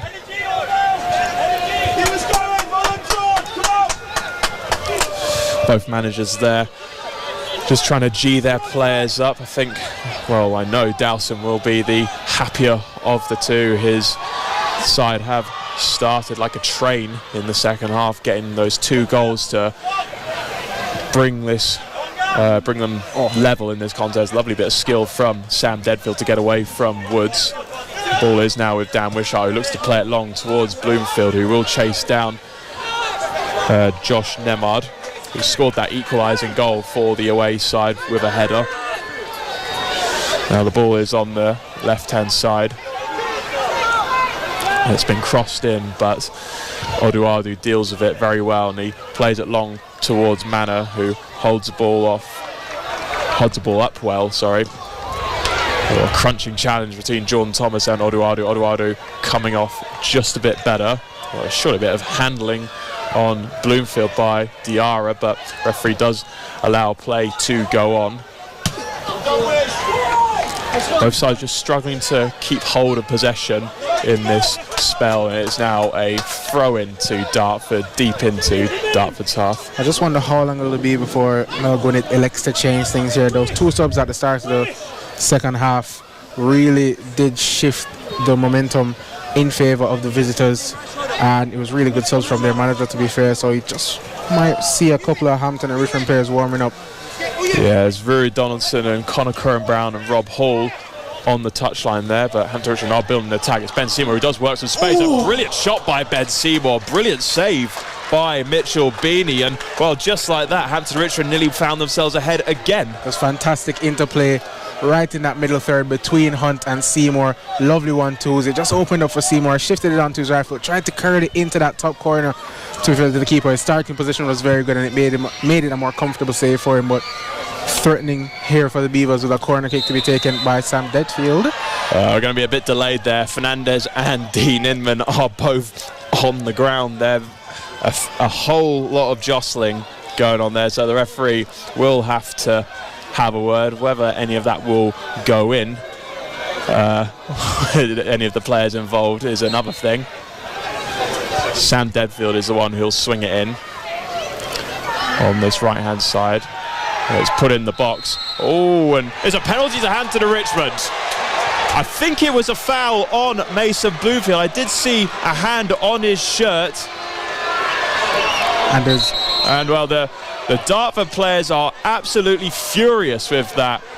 So is Alan Dowson. He's having a word with the referee's assistants. I mean, we were quite unsighted because of the sunlight. And there's a bit of argy-bargy there. Sam Deadfield and I think it's Nemard who have come to some kind of disagreement. Someone is down on the ground. I think it's Bradbury. Sam has to be smart here. He's on a yellow, and rightfully so, he's being walked away from the situation. But Laura, did you catch what you think might have happened there in the box? I couldn't quite see exactly. I was more focusing on the delivery, if I'm honest, at that point in time. It was just a bit of wrestling all over the shop, and you rarely see penalties in today's game called for stuff that happens in the box. You regularly see players fall. It goes on all the time, doesn't it? Especially at this level when you don't have the kind of VAR. That's where it usually gets called up at. So we could really do a VAR, but we're not complaining. Hampton Richmond have a massive chance to retake the lead at the Bev. It's going to be Ben Seymour who takes the penalty. He scored 2 penalties this season, both at this end as well. Ben Seymour, he steps up and strikes it home. And a short penalty by Ben Seymour, sending the keeper Mitchell Beanie the wrong way, playing it to his left-hand side. And what a game we have on our hands at the Beverley Stadium. It's Hampton and Richmond 3, Dartford 2. I think psychologically Hampton certainly had the tougher task here. They just conceded 2 goals quickly to go back on level terms with Dartford, and it was all of them to get back into the game. Dartford has the momentum, and for them to take the penalty, take it so calmly, to win that back and get the opportunities to do so, it shows really good mentality from Hampton, and hopefully they'll push on from here. If anyone deserves that goal today, it is Ben Seymour. He had that assist for Piblado's second, and his work rate, as per usual, has been sensational. Running the channels, playing off Bloomfield, and he has a goal to show for it now. Fantastic play all day from Ben Seymour, and the Beavers are 3-2 up. Yep, Seymour's 3rd goal of the season, scoring his other goals against Yeovil and Weymouth.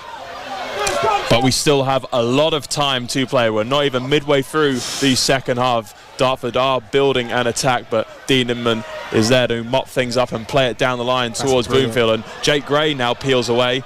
He's tackled well there by his former teammate Tyrell Miller-Rodney, and now it's Barris Altentop who plays it long towards Bradbury's direction. It's Fernandez who clears it, who knees the ball away for a throw-in to Dartford. Yeah, we're 67 minutes now on the clock. Hampton Richmond 3, Dartford 2. It's been an all-action match, but really an all-action second half. Already seen 3 goals in it, and the pendulum is now back in Hampton Richmond's favour, but Dartford trying to change it. It's Nemad who, I thought Debois put it in his own goal there, but offside flag is up. Yeah, it wouldn't have counted anyway, but a bit of an uncertain punch of the ball there by Debois, just helped it over his goal, but as Lyle said, it was an offside anyway. To be fair to the keeper, in that moment it's better safe than sorry, because he did have a player breathing down his neck, so he elected to just hit it over as against trying to claim it, but as we said, it's besides the point.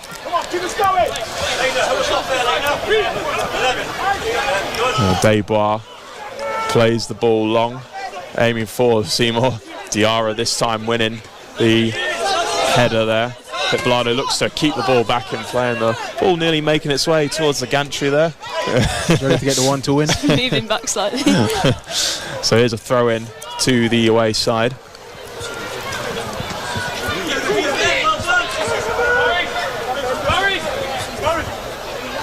Oh, now Hampton and Richmond have themselves a throw in. It's Dan Wishart deep into Hampton and Richmond's half. Bit of head tennis going on. Now it's with Nemad, who's attempted long ball, has taken a deflection off Pit Blada, and it is a corner kick to Dartford on this right-hand side. And I think last time they had a corner on this side, they ended up scoring, so Hampton and Richmond have really got to be on their game if they're to maintain their lead this afternoon. It's going to be swung in by Coulson.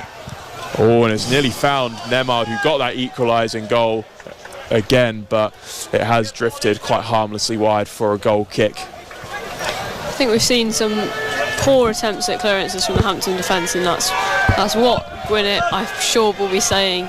You need to get more on those clearances. Even in that chance that we saw Debois punch off the back line, it just looked a bit messy beforehand, not really any authority in that defending box, and we need to regain some of the defensive strength that perhaps Hampton had more of in the first half. And the fans in the Beverly just not looking to get behind their side, as they sense we're under a bit of pressure at the moment, as Bloomfield again wins the flick on. I think the longer this goes on at 3-2, the more role the crowd is going to play in seeing the Beavers home. It'd be very handy to get a second successive win against the side that are in a similar spot in the table. Dartford pre-match are 3 points ahead of Hampton and Richmond, so Hampton and Richmond will be level. Oh, Ben Seymour has had Nemad on toast. He's managed to get the cross in. Here's George Hunt now, and it's Bloomfield the shot. Oh, and it's well saved by Mitchell Beanie. It went through a crowd, so Beanie did well to gather it and go down low to his left. Dartford trying to build themselves an attack, but it's just been disrupted there by the Hampton Richmond defenders. Fantastic good tackle by Piblado. Oh, and then he did just foul out on top. He was slightly late. Initially did so well to dispossess Brandon Barsey, but Dartford now have themselves a free kick on the right hand side in a good position. I think that chance was really it was a really good chance for Hampton, I should say. The ball into the box from Seymour was very good after some play that was not suitable for all viewers on that right side. It was brilliant stuff from Ben Seymour, but in the end Hunt just couldn't get it under his spell, and it's going to be a fairly dangerous set play opportunity here for Dartford. It's going to be swung in by Coulson. Oh, and it's still in the box. It's pinballed around. Brilliant block on the line. Oh, and it's made its way into the goal. I think it's Lewis Manor who's claiming it. Didn't quite see who got the final touch, but it was pretty chaotic just outside of the 6-yard box. And Hampton and Richmond, for a second time this afternoon have been pegged back again. They're no longer winning. It's Hampton Richmond 3, Dartford 3. And I think there were 3 or 4 opportunities there where Hampton could have gotten it clear and should have gotten it clear. And Laura spoke about it just a bit earlier. Just that indecisiveness in our own box.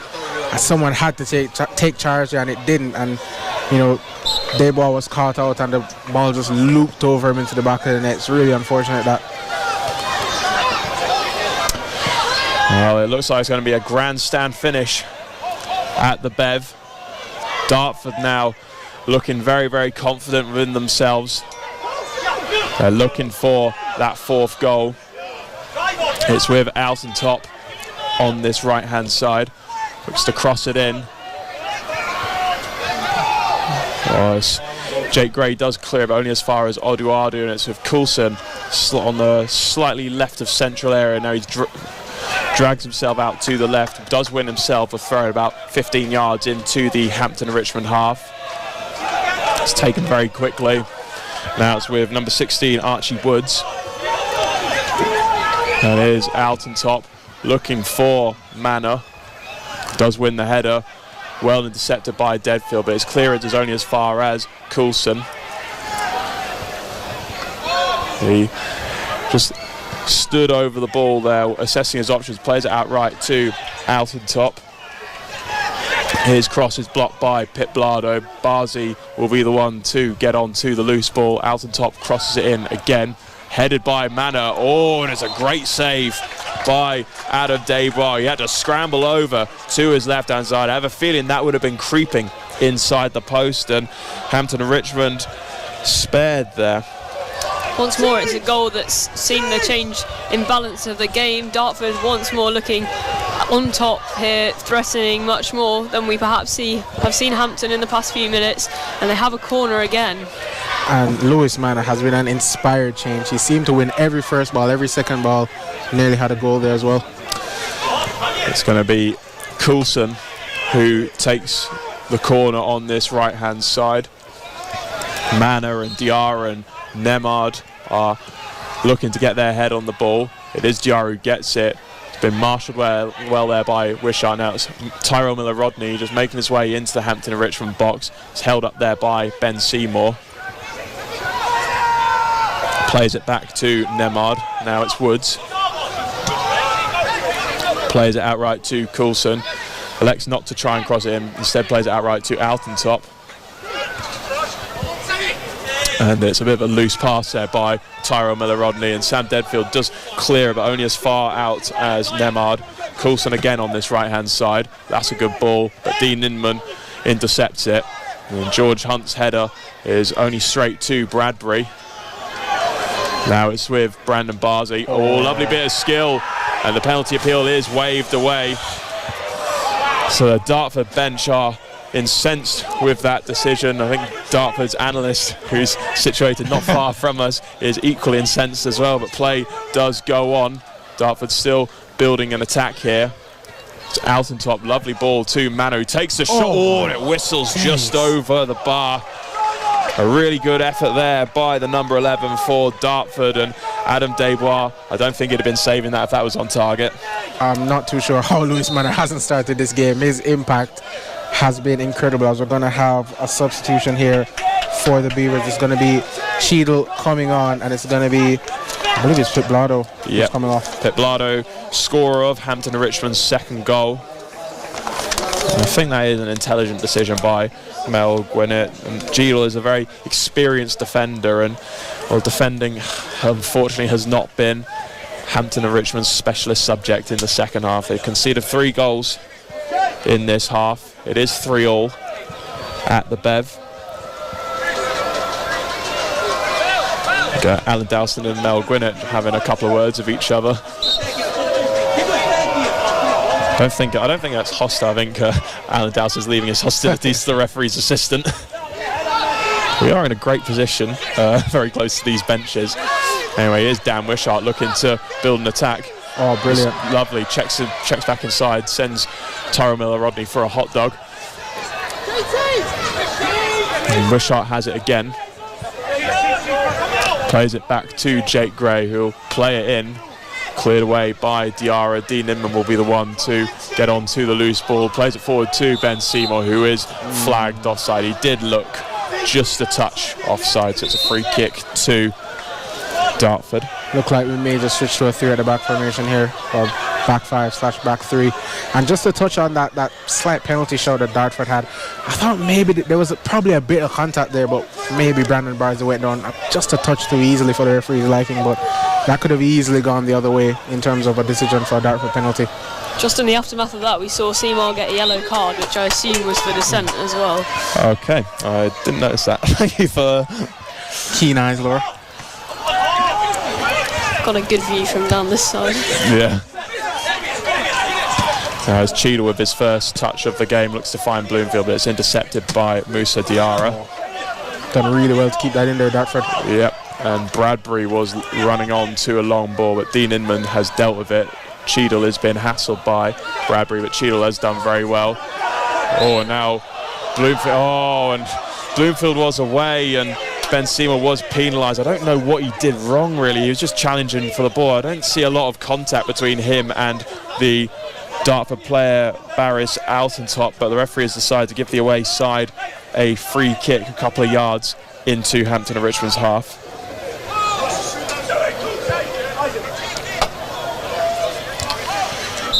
I like to take notes of things that happened in this game, and I'm really running out of room right now. As I said, it's been all action at the Bev this Saturday afternoon. Hampton and Richmond 3, Dartford 3. Certainly been host to a lot of goals this week. It was 5-3 in the under-18s match on Wednesday. Yeah, that it was, yeah. You were at that, weren't you? I was indeed. So, on the live tweets, if anyone was following me. That was my fault. Well, it might not be long until we get man of the match nominations, but I think this game is too far on a knife edge to make that kind of decision. I can't take my eyes off this at the moment. Jordan Thomas plays it down the line towards Bloomfield, but it just it doesn't quite drift out of play. It's good defending by Diarra just to dummy the ball and then retrieve it. Plays it back to his goalkeeper, Beanie. Again. Oh, and Coulson's now in. Tight angle on the left-hand side. It will be Bradbury. Oh, he just tried to lay off Manor, and it was behind Manor. A massive let-off there for Hampton Richmond. But now they're on the attack with Ben Seymour on this left-hand side. He's been held up by Nemard. Great play by Seymour. It's Bloomfield inside the box. Oh, a slight nudge there by Diarra, but not enough to send him down. Plays it back to Dan Wishart. This is good play by Hampton and Richmond. Dan Wishart crosses the ball in. Is headed away by Oduwadu. Jordan Thomas should get there. Got the man on calls just in time. Now here's Bloomfield. Oh, he just couldn't quite work a shot for himself, but now here's Gray in the box, and it's caught by the goalkeeper, Beanie. Oh, that was 2 or 3 sort of half openings for Hampton and Richmond, but just couldn't quite get that shot off and away. Every time it kind of looked like it could be a dangerous cross or a potential shot, but they're either overhit or just underhit. And couldn't quite find that final ball. Now it's Dartford looking to take the lead. It's Altentop. Great touch by Manor. Oh, and there's contact in the box. And it is a penalty kick to Dartford. I'm not sure Adam Desbois can have too many complaints. It was a pretty hopeful ball into the box by Altentop. Lovely touch by the substitute, Lewis Manor. And he got away from Louis Fernandez, and then just as he was trying to go around Desbois, he got his feet swept off him, and the referee made the easy decision to give the penalty, and Manor is actually down on the floor. Yeah, it was a bit of a hasty call from Desbois there, I think. Maybe should have just waited. He got him at a close angle. It was a narrow angle if Manor had wanted to take that shot, and Desbois just rushed out to his feet, and Manor was able to take it past him. Desbois completely mistiming that challenge, really, taking the Dartford man out, and we've been made to pay the price for that decision. Well, hopefully not fully, because the penalty's not been taken yet. Bradbury with the ball in his hands has a goal already today and had 2 goals in his last game, so a chance for him to back-to-back braces here, but can Desbois make up for his error? Yeah, it's just the Dartford fans in that Keith Hussey stand, about 50 or so of them willing Bradbury to get that 4th goal for Dartford and his 2nd of the afternoon. And this really would be a punch in the gut for Hampton and Richmond if Dartford were to take the lead. The referee is making sure everyone is outside of the box. He's blown his whistle. It's Bradbury who runs up. Oh, and it's saved by Desbois! Absolutely brilliant by the Hampton Richmond goalkeeper. It was straight at him, but fair play to Desbois. He could have so easily dived to one side, and he didn't budge. And Hampton and Richmond are still level in this game. To be fair, it was Desbois' error, and he made amends brilliantly. It was an awful penalty from Bradbury. I'm not sure what he was doing. He put it down the middle, but he didn't blast it. He didn't attempt a cheeky panenka. He just kind of passed it onto Desbois' feet. I'm not too sure what he was thinking, but Desbois stayed central, made the save, and the Beavers can breathe. The away side are making a change immediately after that penalty miss. Luke Allen is coming on, and it's for Brandon Barsey, the former Hampton and Richmond player. It's 83 minutes on the clock. Still 3-3 Hampton and Richmond, surviving a penalty by Desbois saving Harvey Bradbury's effort. Or late challenge there by Woods on Sam Deadfield. Both sets of players are gathering around the referee. I think it's the yellow card in his hand. Don't know what colour card for sure it is. It is a yellow card now. Yeah, we'll just wait for the ceremonial raise of the card before we say so. Yeah, that was a very well, I think it was a genuine attempt to get the ball, but did not get any of the ball there, Woods, and it's a bit of a nasty one for Deadfield to take. Yep, there's the yellow card for Archie Woods. And it is unfortunate because Sam Deadfield, there was a man back, to be fair. He would have had to go on a run 1v1, but it was a breakaway chance, so a bit of an intelligent foul there from the Dartford player. Some of the Dark Arts showing for them.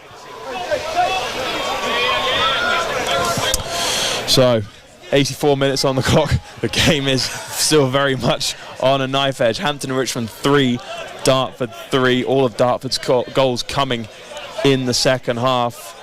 Hampton and Richmond were 2-0 up at half time. Dartford clawed it back to 2-2, then Hampton and Richmond went 3-2 up. Then it became 3-3, and Dartford have just missed a penalty. You got it?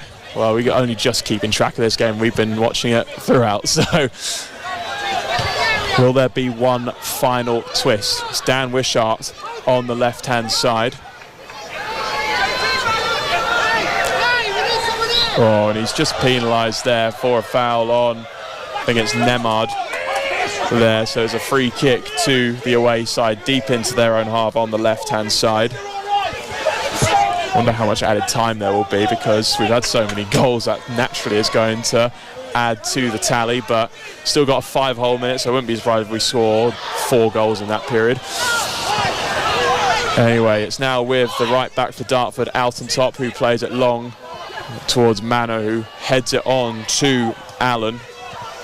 Now it's with Woods, who was booked for that nasty challenge on Sam Deadfield, shoulder to shoulder with Dan Wishart. And Wishart comes out just about on top. Now Woods has a chance there.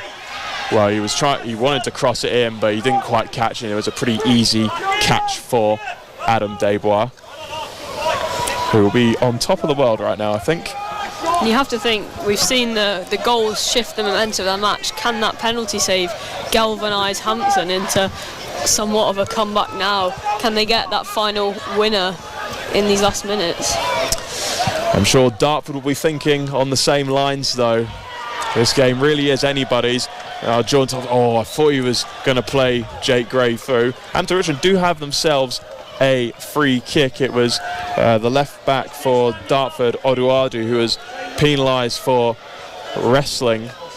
Oh, it's not. It's actually a throw-in. I thought the referee had given a free kick. Anyway, Hampton Richmond in possession. Deadfield looking to play Number 12, George Hunt, through, but it has gone out for a goal kick to the away side. To be fair, neither side at the moment looks like, this game is on a knife edge, but neither side looks like they're content to settle for a draw at the moment. Even the visitors, they know that they can threaten Hampton and they can score goals here, as they've shown with 3 goals in the second half, but Hampton as well really looking to get that winning goal out of this game, and with just about 5 minutes plus added time to play, you have to assume that maybe the next goal will win it, if there is a clear winner. I wouldn't bet on it though. But yeah, this could well be last chance saloon. Oh God! It's a header won by Manor. There's Bradbury lurking in the background. Dean Inman doing well to hook the ball away. Dartford are back in possession with Diarra, about 10 yards into the Dartford half. It's now been played outright to Altentop, who's been hassled by Bloomfield, but Altentop has done very well there. Now plays it outright to number 16, Woods. Great defending from Dan Wishart to win it back. Yeah, and as well, Woods just hit the deck there. I don't really know what contact there was. Now Ben Seymour is looking to fashion an opening. Oh, he's won himself a throw-in. Great play by Seymour against Nemard. And Hampton Richmond have a throw-in on this left-hand side, about midway into the Dartford half. Jake Gray's the one who looks like he's going to take it, but he does leave it for his left-back, Wishart. 88 minutes on the clock. Still Hampton and Richmond 3, Dartford 3. Yeah, it's Bloomfield. I think that's the only thing this game's been missing, a Bloomfield goal, but here's Ben Seymour. Oh, and it's an offside there. Must be for Seymour. We're slightly unsighted, so we couldn't really see where he came from, but it was somewhere out on the left-hand side. So it's a free kick to Dartford. Yeah, as I was saying, I think the only thing this game is really missing is a goal for Bloomfield, who's been one of Hampton Richmond's standout players this afternoon.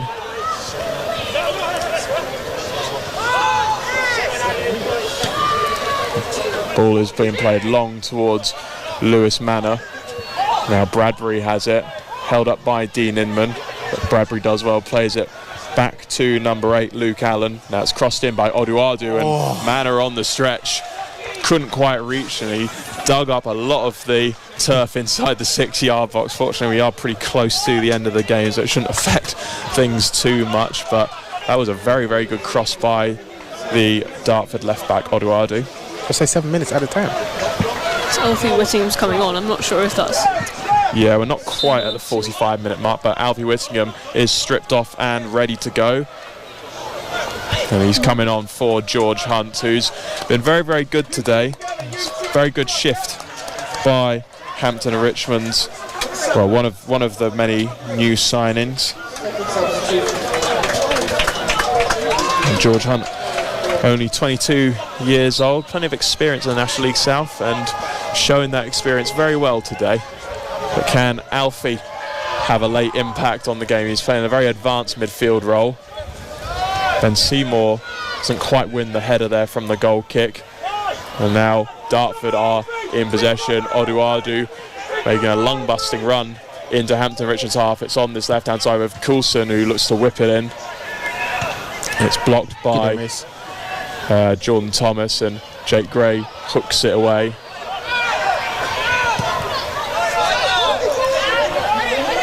Oh, and it's a bit of indecisiveness at the back, and Bradbury has a chance to lob Desbois, and he does, but it's gone pretty comfortably over the bar. Adam Desbois is incensed at the linesman, insisting that he was offside. Mel Gwinnett venting his frustration at his defenders there. Yeah, it was an audacious effort from the Dartford striker there, but if it had come off, it would have been beautiful. But I think potentially just trying to pass it past Dubois there, Dubois might have been a bit better. It was certainly poor from the Hampton defence, indecision central, which we've said throughout this match, and I think has been the story of the second half. Anyway, play does resume. It's Thomas who plays it towards Seymour. It's headed away by Nemard. Now Desbois, here's Bloomfield, looking to work an opening. He's just been crowded out. Oh my days. There are about 2 players around him. I mean, it's not surprising that Dartford have resorted to that because Bloomfield has caused a lot of problems for them this afternoon. Ball played high to Bloomfield, doesn't quite win the header there. Sense both teams just a little bit nervous right now. Bloomfield again has it, plays it to Whittingham with his first touch of the ball. He's got some space. He plays inside to Jake Gray, who lines up a shot, and he scores! Did it, Jake? What a brilliant effort by Jake Gray. Hampton and Richmond in stoppage time go 4-3 up. This is a classic National League South fixture. Hampton and Richmond 4, Dartford 3. Jake Gray, you beauty! The Dartford players fall to the ground in absolute despair. Jake Gray, the captain, stepping up when we need him. Off his left foot, he picked it up right on the edge of the box. No Dartford player closed him down. Unleashed a beautiful driven shot. No chance for being in goal, right into the corner. Laura, we're 4-3 up, come on! Such good timing as well from the captain. Late on in the game.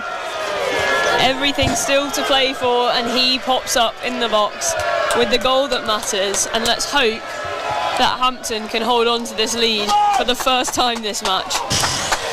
Well, we're about 3 minutes into stoppage time. If we heard it was 7 minutes.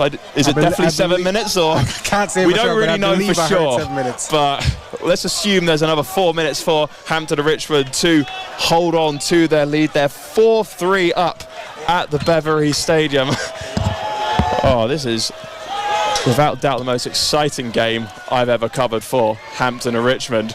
But Dartford don't want this to be the decisive goal. They're working an attack. It's with Alton Top on the right hand side, crosses it in. Mannor's the one who collects it, just slightly miscontrols it, and Thomas is there to put it down the line. Dartford will come again though. They have the ball in their own half. It's Nemard, scorer of their second goal.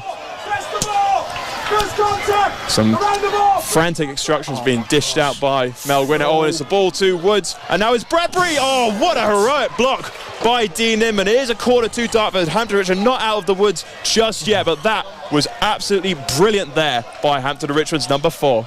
I think it was almost important as that first goal he scored there, a block which stopped the shot from Bradbury. We know he's a known goal scorer, and it sees it goes over the bar, and let's hope they can get some kind of organisation to defend this corner. Whipped in by Coulson.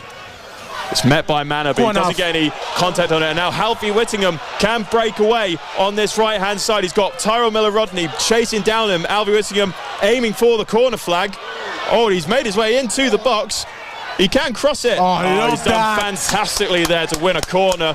Superb play from Hampton and Richmond's workhorse, Alfie Whittingham, and they will take their sweet time with this corner kick. Absolutely brilliant play, and that's what you bring Alfie Whittingham on for. He's so known for that work rate. He's a tireless runner, and he picked the ball up just inside his own half, and he drove and he drove and he drove all the way down the line, fired the ball off a Dartford defender, and now we have a corner kick, and all 3 of our centre-backs remain on the halfway line, as they should be. Corner is going to be taken by Jake Gray. He's taking it short to Dan Wishart, who's just looking to hold the ball up. We are 5 minutes into the additional 7 added minutes. Lovely. Jordan Thomas. He'll look to cross it in. It's Ben Seymour. Oh, and he heads it just wide. He was a bit unsighted, but he's not headed wide. It's another corner to Hampton and Richmond. I must say I thought it came off Ben Seymour last, but that is absolutely fine for those of us at Radio Viva. It'll be Jake Gray who takes it. He's just ambling towards the left-hand side of the pitch. It was a good chance there for Ben Seymour to surely put the game to bed, but it's really not long now for Hampton and Richmond to hold on. It's really sensible play from Hampton. 1-2 corners in quick succession. You just allow them to take their time, and they are doing in the corner at the moment. Yeah, it's gone out for a throw-in. No idea who it's to. We're quite unsighted. Been given to Dartford. Well, this is last chance saloon for the away side, but Bloomfield has done brilliantly there to win a 50-50. It has ricocheted to Bradbury. Fernandez, brilliant defending to win the ball off Dartford's danger man. And now Alfie Whittingham is on his bike again down that right-hand side. And he's surely brought down there by Oduadu. These last 2 actions from Alfie Whittingham have been huge for Hampton and Richmond as they look to hold on to their 4-3 lead. Oduadu has been yellow carded for his troubles. Substitutions proved really important in this match. We've seen that Lewis Manor had a huge impact for Dartford, and now Alfie Whittingham's really come on, showing his strengths to hold this and keep this lead for Hampton. Free kick to Hampton Richmond. Jake Gray is the only one that stood over the ball. He's got Mason Bloomfield right next to him. I'm sure this will just be tapped to Hampton Richmond's number 26. It indeed happens. Bloomfield's making his way to the corner flag, so they look to eat up some valuable seconds.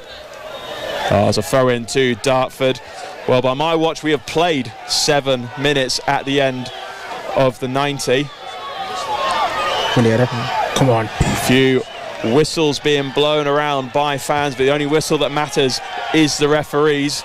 It's Oduadu who plays it back to goalkeeper Beanie, and Ben Seymour is chasing him down. He nearly charged him down, what would have been a certain goal if he managed to tackle him. Ball is played in a central area now. Great header by Dean Inman. Here's Oduadu.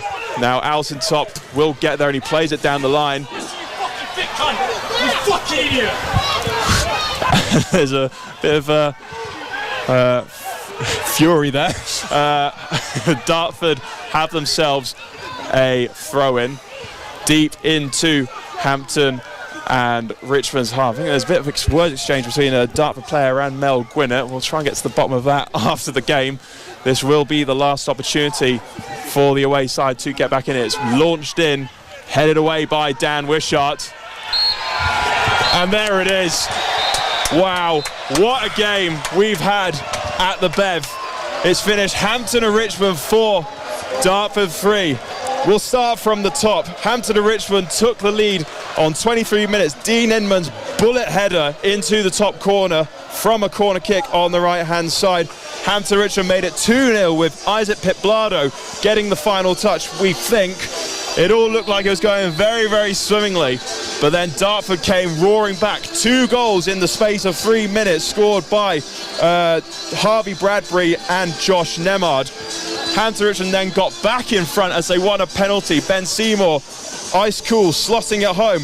But then it was 3-3. Dartford brought himself back into the game again.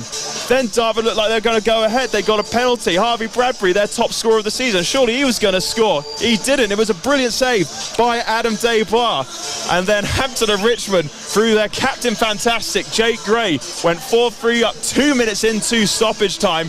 Oh, and by the way, there was a change of kits at half-time from Hampton and Richmond. That was a bit random in what's been a blockbuster encounter at the Bev. Well, where do we start from here? Go on, Laura. It's quite hard to know where to start with that one. I think one of the key takeaways is that Hampton showed great resilience, you know, to go 2-0 up, to be pegged back to 2-2, to still go up and go 3-2 up, then to come back to 3-3, recover from being awarded a penalty against you, come back, save that. Desbois, exemplary of the character that Hampton have showed in giving away that penalty and coming back to save it. That is what Hampton has shown today, and they've gone on and they've won the 3 points, and what a 3 points those could prove to be. Dartford, a similar place in the table. We now go level with them, and it will certainly prove to be a critical 3 points. 2 wins on the bounce now, ending Dartford's winning run, and who knows how important this win could prove to be at the end of the season. Come on, you Beavers. What a win. What an absolutely brilliant game of football. It came right down to the very end. Thankfully, Hampton were on the winning side of things today. On a sunny, bright sunny Saturday afternoon. Great game. Great way to sign off. Oh, and I mean, you can't see the pitch here if you're watching on YouTube, but the Hampton and Richmond fans are bouncing. Loads of the kids from our academy team are on the pitch, seeing home our hero first team players. They've really sweated out this victory. As Laura said, showed incredible resilience, being pegged back so many times in this game, but they're the ones who come out the victors. Lyle, have you got the other scores at the doors? I have got the other scores at the doors. Go through them. Weymouth, as we said, they were losing 1-0 at halftime to Tonbridge Angels. Tonbridge had a man sent off in Ben Swift in the 67th minute, and then a minute later Weymouth equalised, so that game has finished in Weymouth with both teams drawing 1-1. And then the only other game in the National League South, Farnborough, who were leading 2-1 at halftime, have won the game 2-1. No goals in the second half. Lloyd Blackman with the goal for Farnborough, as well as a Howard Hall own goal with Rasuolo scoring the consolation for St.